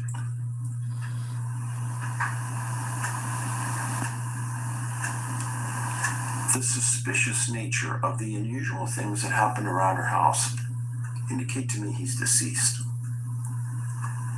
Do I think Jamie did them? Probably. I mean, who else would have done things like that? Nobody would have entered their house in the middle of the night in Alberta. No one would have known. And not taken something twice. I really had a hard time with this case. I have great empathy for the parents and the brothers. They lost a good brother. They lost a good family member. And I really do want you to share this on your social media, because there is an outlying chance that his first name is James. Everyone called him Jamie. Jamie Lee. There's an outlying chance he could be alive. So everywhere you can share this on your social media, it would be greatly appreciated.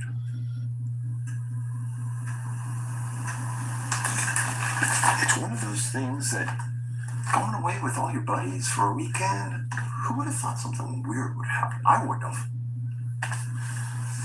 But if you look at Missing 411, a sobering coincidence, he fits the profile to a T. At a party, drinking too much, around water, there's a river 20 feet away, around water, disappears, scent trail doesn't take you to the body. Where'd he go? Do you believe that there is a trucker out there?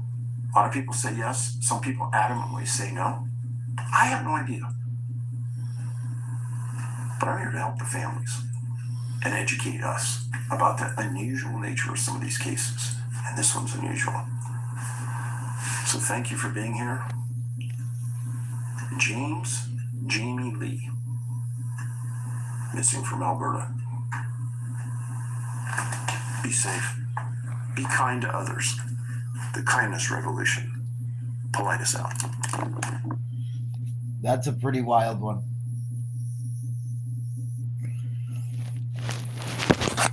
Never found a body. Dog tracked him all over the place. Couldn't find a body. I don't know what to think from that one. I'm going to look into one more before I call it a night.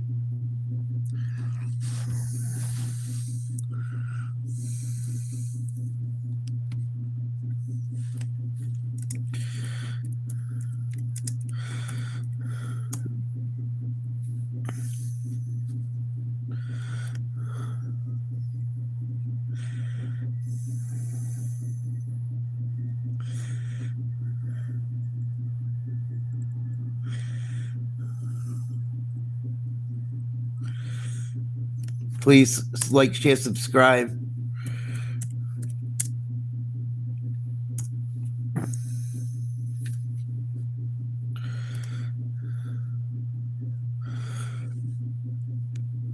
All right, where's one of the ones I wanted to look at? There was a couple of them.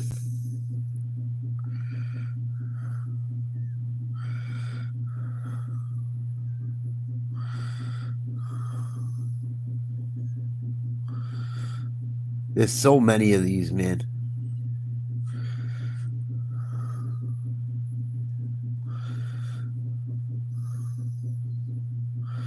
Let's check out this one. This one sounds interesting. Hey there, friends. Dave Elias, K-9 Missing Project. Copyrighted edition for our video channel. Well, it's been an interesting couple days here in Montana. Pretty epically beautiful yesterday. And Angie and I took off to the eastern side of Glacier National Park. And we left Whitefish, drove on the highway, following the middle fork of the Flathead River. We got across and got into East Glacier. And we planned to take a hike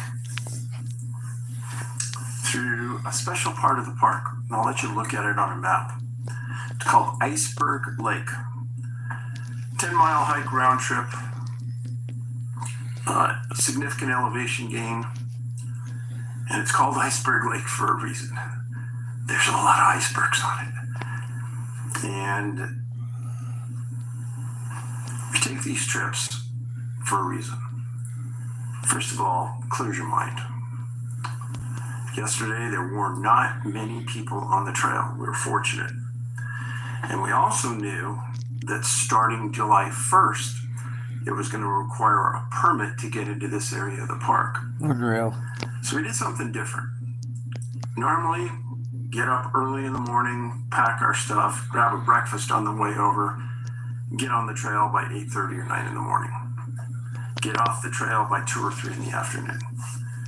A lot of times in those high mountain areas, get a lot of rain in the afternoon and thunderstorms.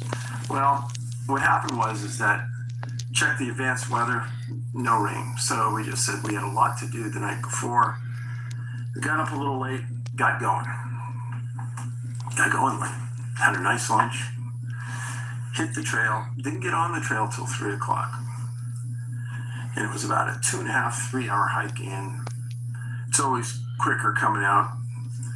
And this is a high altitude alpine lake.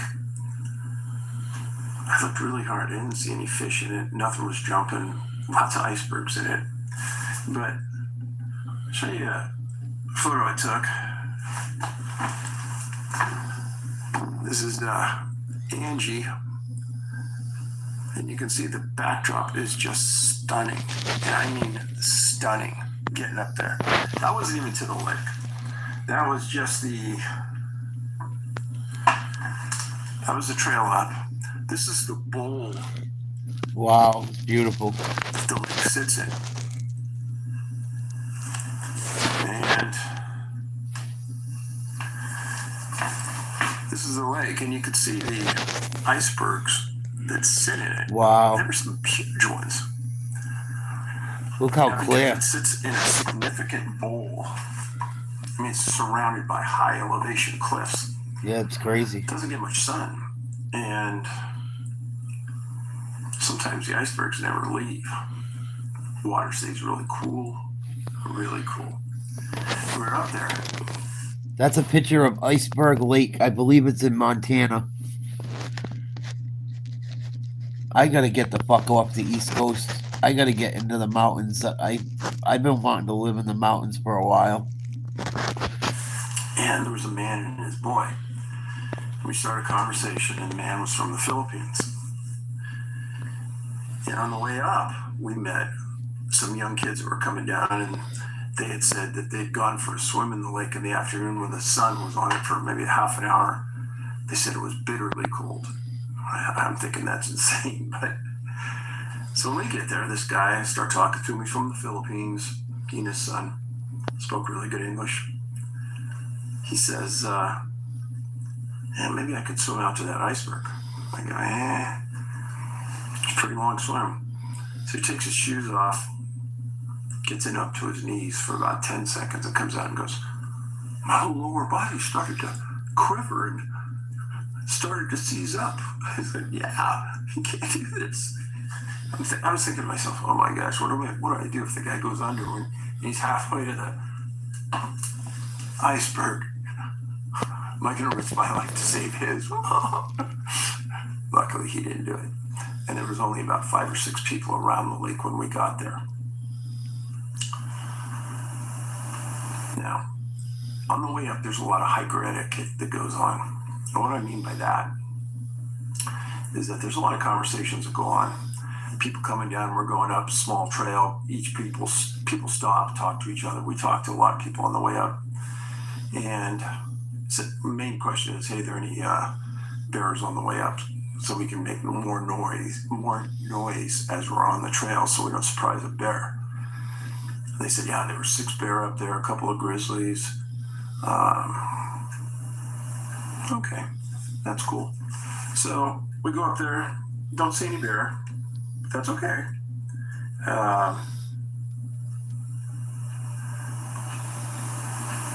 Didn't see any bear at all. And in fact, didn't see any wildlife.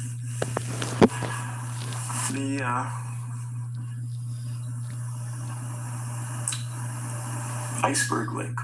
I would encourage you to take it. It's one of the, I wouldn't say it's easy. Don't take what I say at these high altitude hikes when I say easy. First of all, if you're wearing boots, wear them for a couple weeks, hiking around your neighborhood before you ever wear them in the mountains. Tell people where you're going. Carry a hard copy map. This trail is very, very well marked. And carry a personal locator beacon. And yes, Angie had bear spray, I had bear spray, carried an extra canister of bear spray, and I was carrying a big gun. Now correct that, inside the park, along the middle fork of the Flathead River, there was a guide service that was floating the river, and it was an overnight trip. So they stopped on the bank inside the park, set up tents. In the middle of the night, a woman was attacked by a grizzly bear. Wow. And came back a couple times. They were able to fend it off, called for emergency first aid, and they got her out. She survived.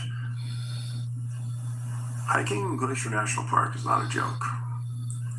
And if you're a parent, you do not let your kids let leave your kids sight. get out of your sight. No. Ever. And on the hike yesterday, we saw 2 lone females on the hike going up. They were coming down. One person, I didn't see any bear spray on them. Completely stupid. And I've stated many times that people who get attacked by grizzly bear are usually lone hikers, single hikers. Bears are smart. They see a group of people, they won't go after one person. The more numbers in the group, the less of a chance anyone's going to be attacked. So when we were going up, a lot of times we were within eyesight of another group that was going up just because they were near us. Gotta be smart, folks. You have to be smart. And then there's a video on here I made about what to put in your backpack. Please go to it, watch it, pay attention. Always carry a raincoat at high elevations because you never know. When we were coming out of the park, so it stays light here until, very light out till 9:30 at night, and it's still light out at 10 o'clock this time of year. We were coming out, we're getting off the trail about 8:30, and just the last mile started to sprinkle very lightly. But always carry a raincoat when you're hiking in the high backcountry, no matter what the weather forecast says. Hypothermia can set in very quickly. Now, the story I'm going to read to you today is a very important one. It's very important to me. It involves missing 411, the UFO connection. I've stated before, family members think I'm crazy. They've never read my books. They watched 1 or 2 movies, but they think I'm nuts. And you think I'm kidding? I'm not. A lot of friends, a lot of relatives think what I do is crazy. They think that UFOs aren't real. They don't think UFO abductions are real. They don't think that there's anything to the missing 411 books I've written. These people have disowned me. Very, very close family members won't even talk to me. Welcome. Somebody sent me a letter the other day. The letter involved an article about my movie, Missing 411, the UFO Connection. Never mentioned the movie, but it mentioned somebody in the movie that nobody really knew, and that was Pat McGuire. Pat owned a very small ranch up in Wyoming. In the movie, we highlighted his story. He was deceased. The story involved Pat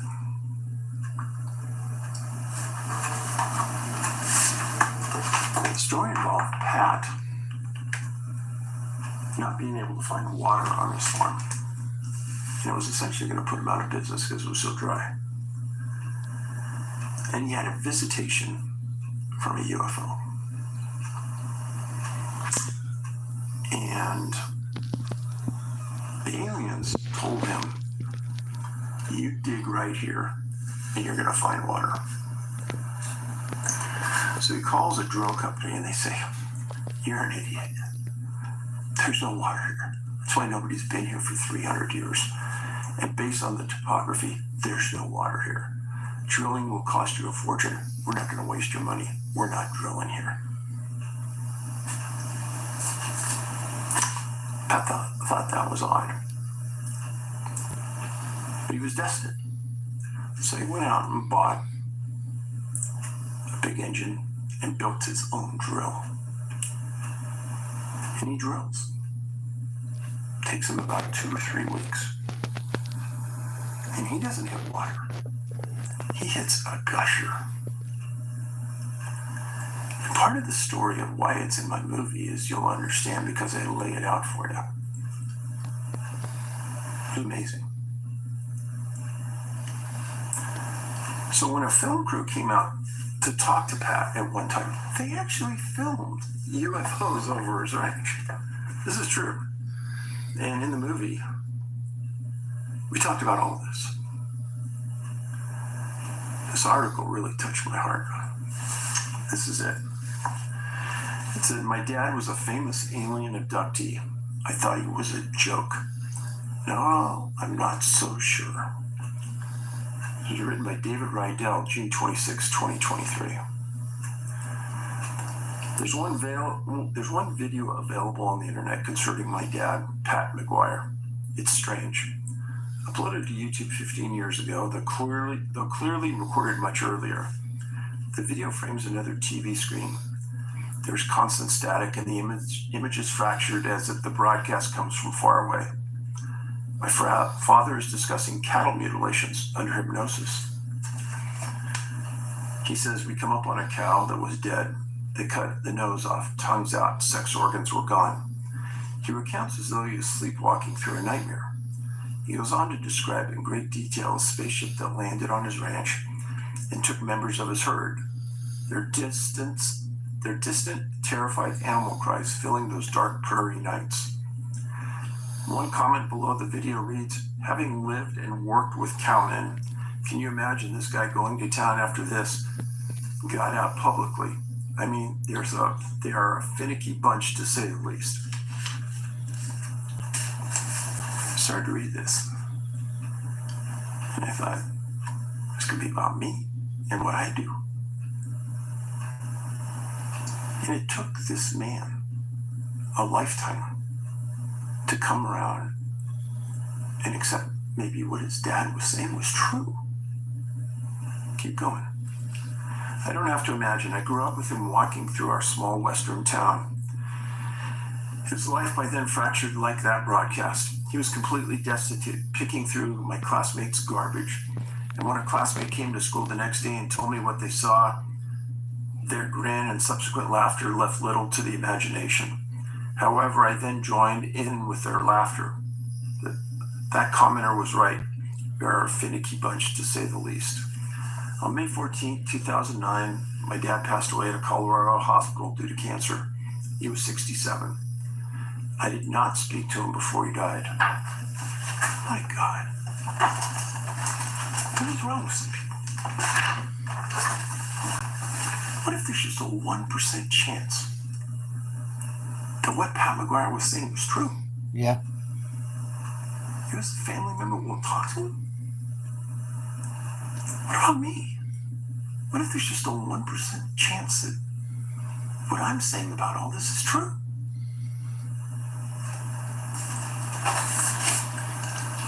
His last years were spent in homelessness, though he hadn't always lived that way.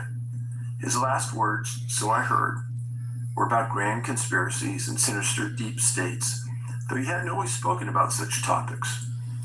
My father's legacy in our small Wyoming town and inside our family is stained with his tales of alien abduction, interstellar prophecy, and the insistence he was chosen, though he had not always been chosen. There was a time before my birth when he was obsessed with the lore of his rural community, the spiraling complexities of his high school dances, and the schemes of enlarging his Roman Catholic family. He was normal, caring, and complete. That was before the stars came knocking. I know a lot of abductees have had their lives greatly disrupted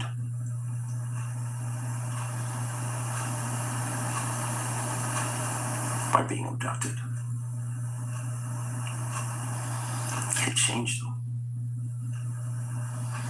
And if you don't understand the complexity of that, and you as a child, or uncle, or aunt, or brother, or sister, are walking away from these people, that's obscene. Back to the letter. When I first saw the bold headline, quote, intelligence officials say U.S. has received and retrieved craft of non-human origin, published June 5th, 2023. In the debrief, I initially didn't think about whether the headline was true. I didn't contemplate what the other crafts might look like of the non-native human variety. It was just another euphemism for the same thing we have been talking about since 47. I thought about my father.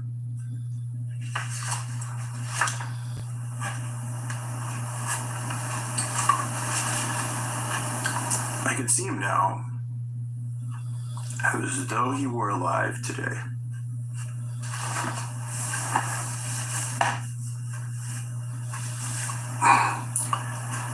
Black cowboy hat, tilted, face tanned, and cracked from high plains sun, saying, who's laughing now? I'm not laughing anymore, but not because I know what that headline is saying is absolutely true and proof lives just around the corner. I'm not laughing because I should never have laughed in the first place. The ranch that once belonged to Patrick McGuire, the author's father, claimed this was his that was visited by aliens. In 2017, the New York Times broke news about a previously unknown Pentagon department, the Advanced Aerospace Threat Identification Program. The department was involved in investigating what were formerly called UFOs, now referred to as unidentified aerial phenomena. UAPs. I still call them UFOs. Me too. More shifting euphemisms and acronyms for us to track. Since then, the news surrounding these phenomena has steadily grown. There was a congressional hearing in 2022, the creation of a governmental department called the All-Domain Anomaly Resolution Office. And now a new whistleblower, former intelligence official named TIP Task Force member David Grush, claims the government cover-up. These programs are retrieving non-human technical vehicles, call it spacecraft, if you will. Non-human exotic origin vehicles that have either landed or crashed, he stated.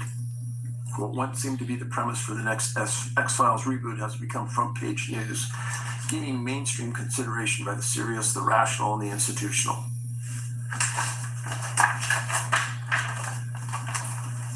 I really have a tough time reading this as I go, because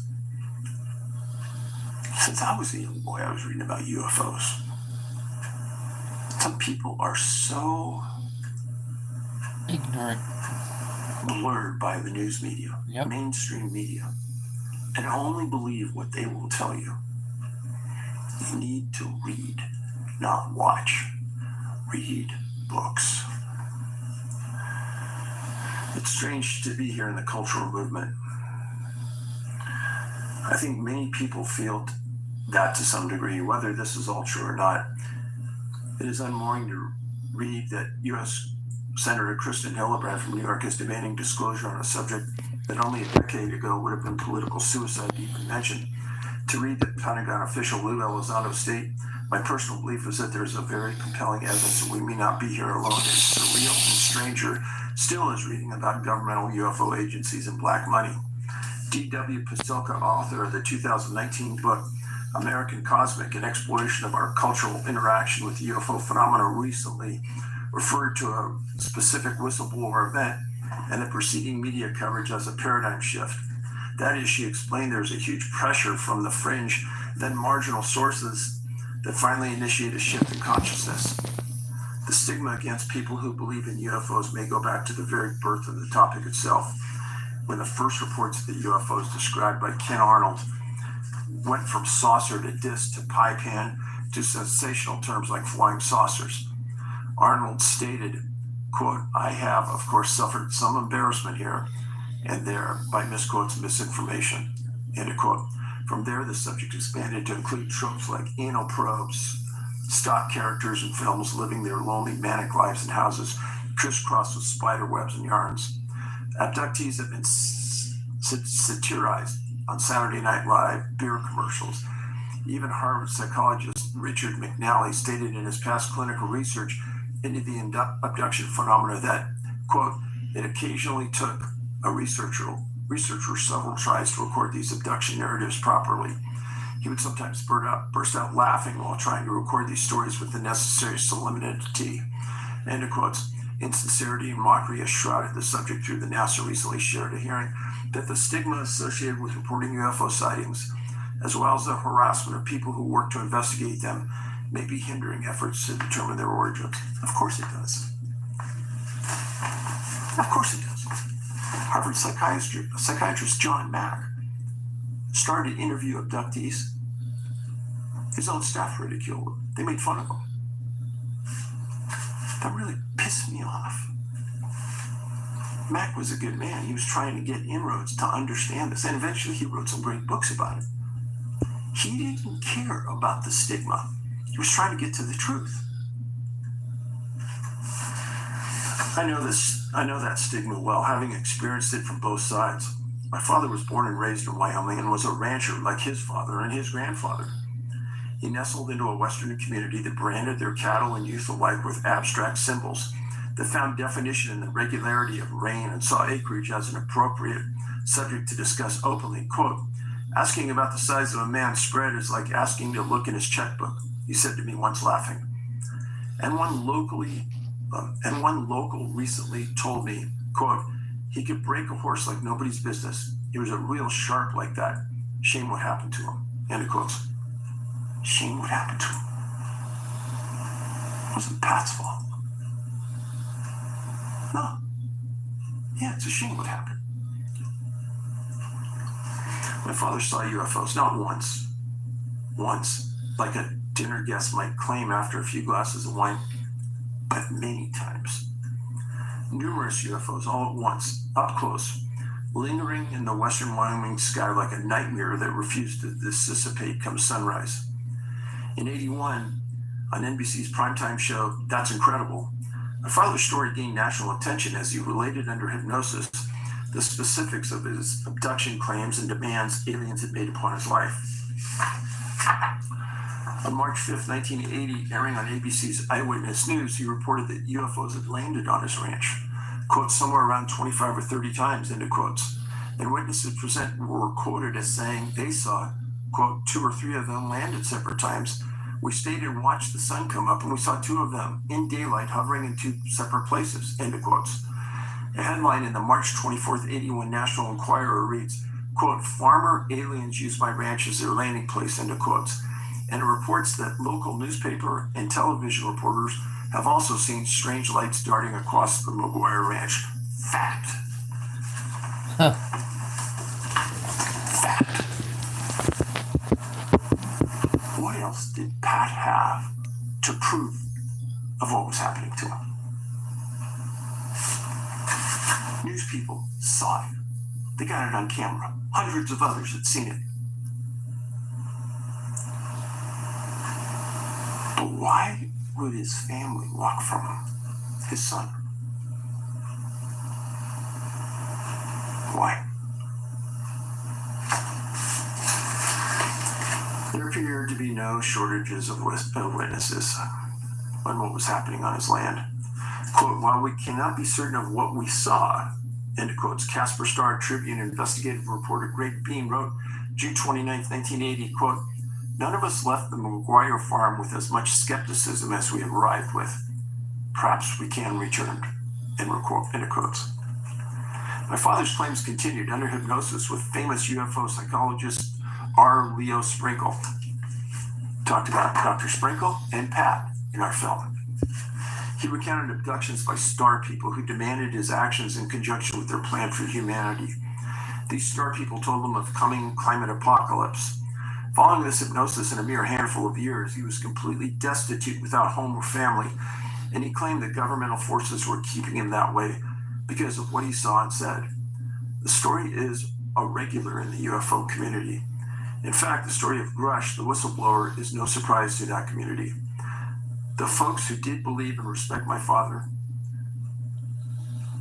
covert conspiracies, recovered craft, Nazi research, and non-human origins, almost everything the whistleblower related, my father related to me in similar fashion at some point in life. And his son didn't want to listen. Same thing happened to me and my family. No, not with Ben. Ben was a critical thinker. Ben knew what I was saying was right. Stood right next to me. Made the movie. Made our first movie, Missing 411.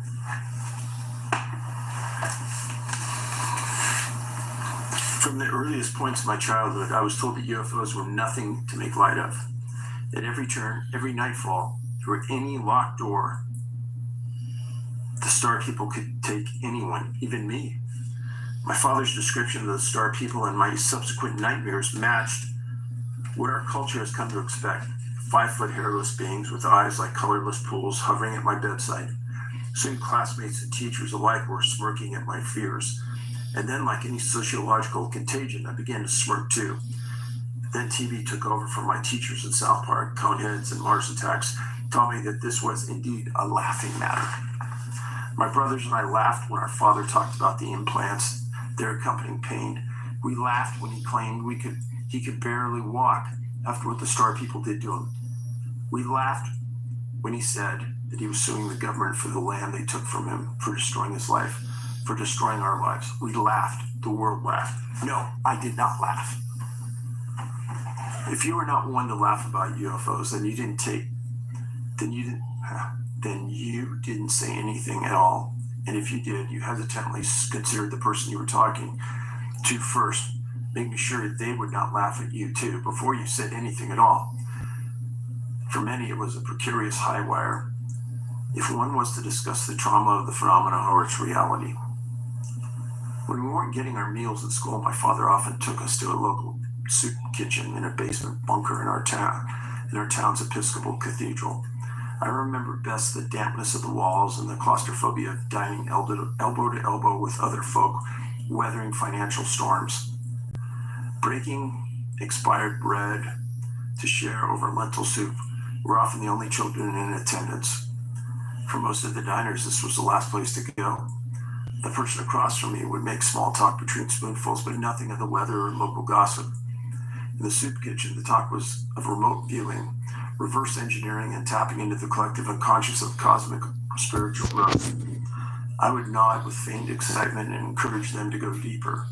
What about the face of Mars? I would ask with a smile. My brothers and I often failed to contain our laughter.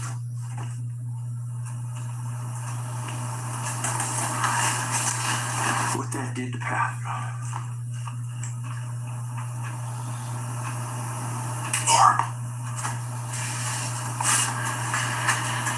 As the world contemplates Grush's claim, I'm the one who feels ashamed. These potential findings mean only one thing to me. An accounting must be made. How should we address our past mockery and ridicule as it turns out that, hidden in a desert base somewhere, there are indeed crafts, cadavers, and photographs of strange visitors. Regardless of the origins of the metallic orbs, tic-tac crafts, saucers, and independent of the validity of Grush's claims, we should feel impelled to investigate and rescue a community living with the trauma of the unknown and indescribable. A community that we greeted with sneers, this decision for so long. A community we pushed to the outskirts of our cultural limits to safely ignore. If it is all true, or it is all lies and sickness, we should approach both valuations with care and consideration, even skepticism, but not with the intense ridicule so many of us have given them for so long. I cannot say for certain that a shift in the wider cultural acceptance of UFOs is already occurring in our institutions, as some have begun to state, but I can report what has occurred to my own consciousness. Since the 50s, intrepid investigators have spent their whole lives and careers dedicated to the phenomena of UFOs and abductions And here we are, possibly closer to the truth than ever, and yet I somehow feel no closer to understanding my dad. I was not at his side while he lay on his deathbed by choice, a choice I seemingly made as a child and never reassessed. I chose not to hear his last words. It's hard for me to accept.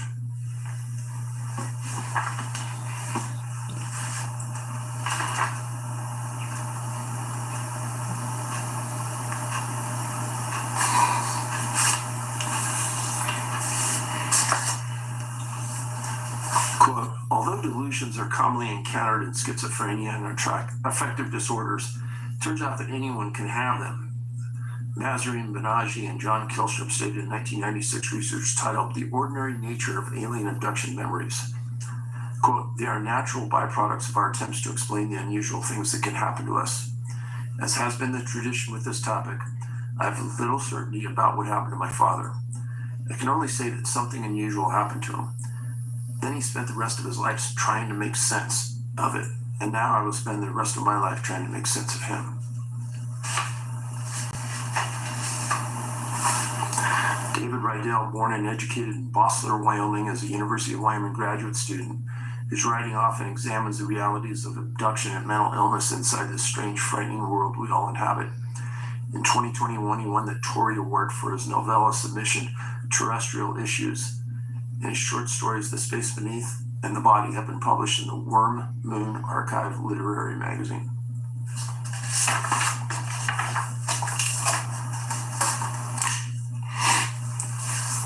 David.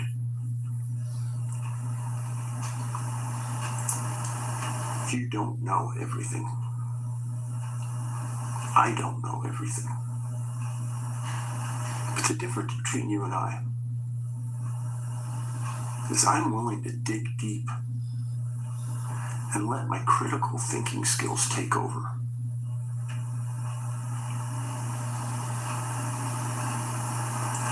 Your dad died a lonely man.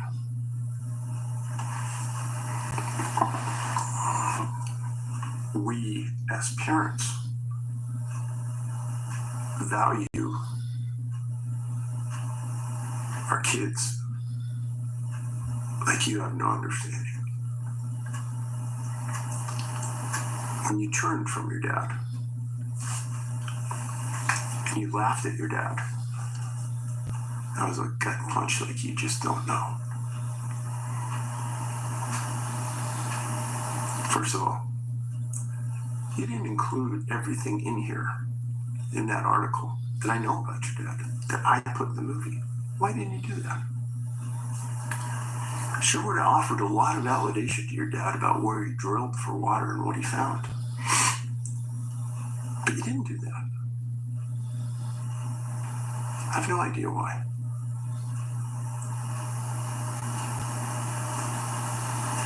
Pat, I'm sure he's watching you. I put his story in the movie to give it validation. Heck, 100 miles away, one of the most famous alien abduction stories of our time were in our movie. He didn't talk about that.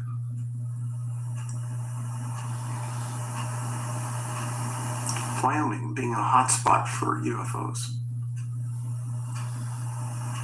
The Air Force Base, the sightings, the official reports. He didn't include that either. I did in our movie. You need to get over this, David. You need to get past it.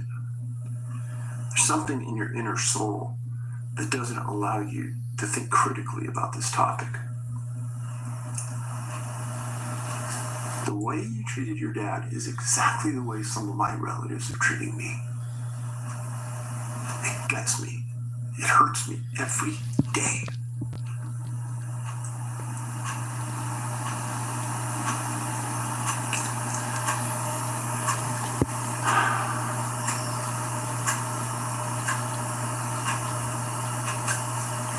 I hope we meet someday, David. I would never say anything mean to you. I try to get you to understand how a simple man like your dad could possibly have dealt with what happened to him? Who does he turn to? Who does he go to for help in the middle of Wyoming? Very true.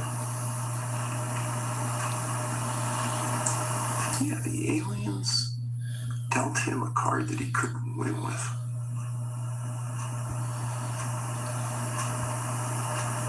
His only hope was the support of his family.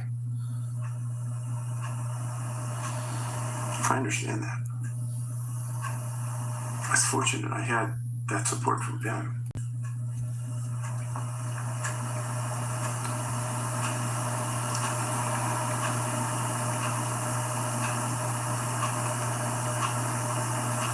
If there's kids out there watching, relatives, friends, you're in this position. 1% rule. If there's a 1% chance that the story is true, then you, as a compassionate, feeling human being, You should at least give them a shot. needs to give your friend, relative, the benefit of the doubt.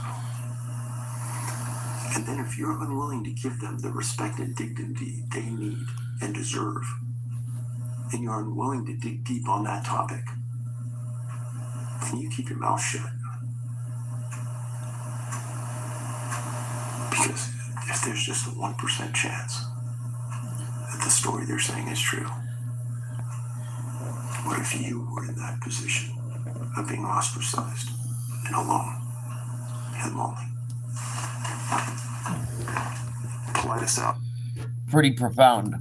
And we're going to look into the Pat McGuire story more in the future because it's pretty wild. But David Paulides, man, he brings a lot of shit to light people are afraid to look at. I respect him for that. I respect him big time for at least bringing things to light. Some people are afraid to. That's why I talk about all kinds of shit people think is crazy, because you never know. You never know. You just never know. But we're going to look up more into the Pat McGuire story moving forward.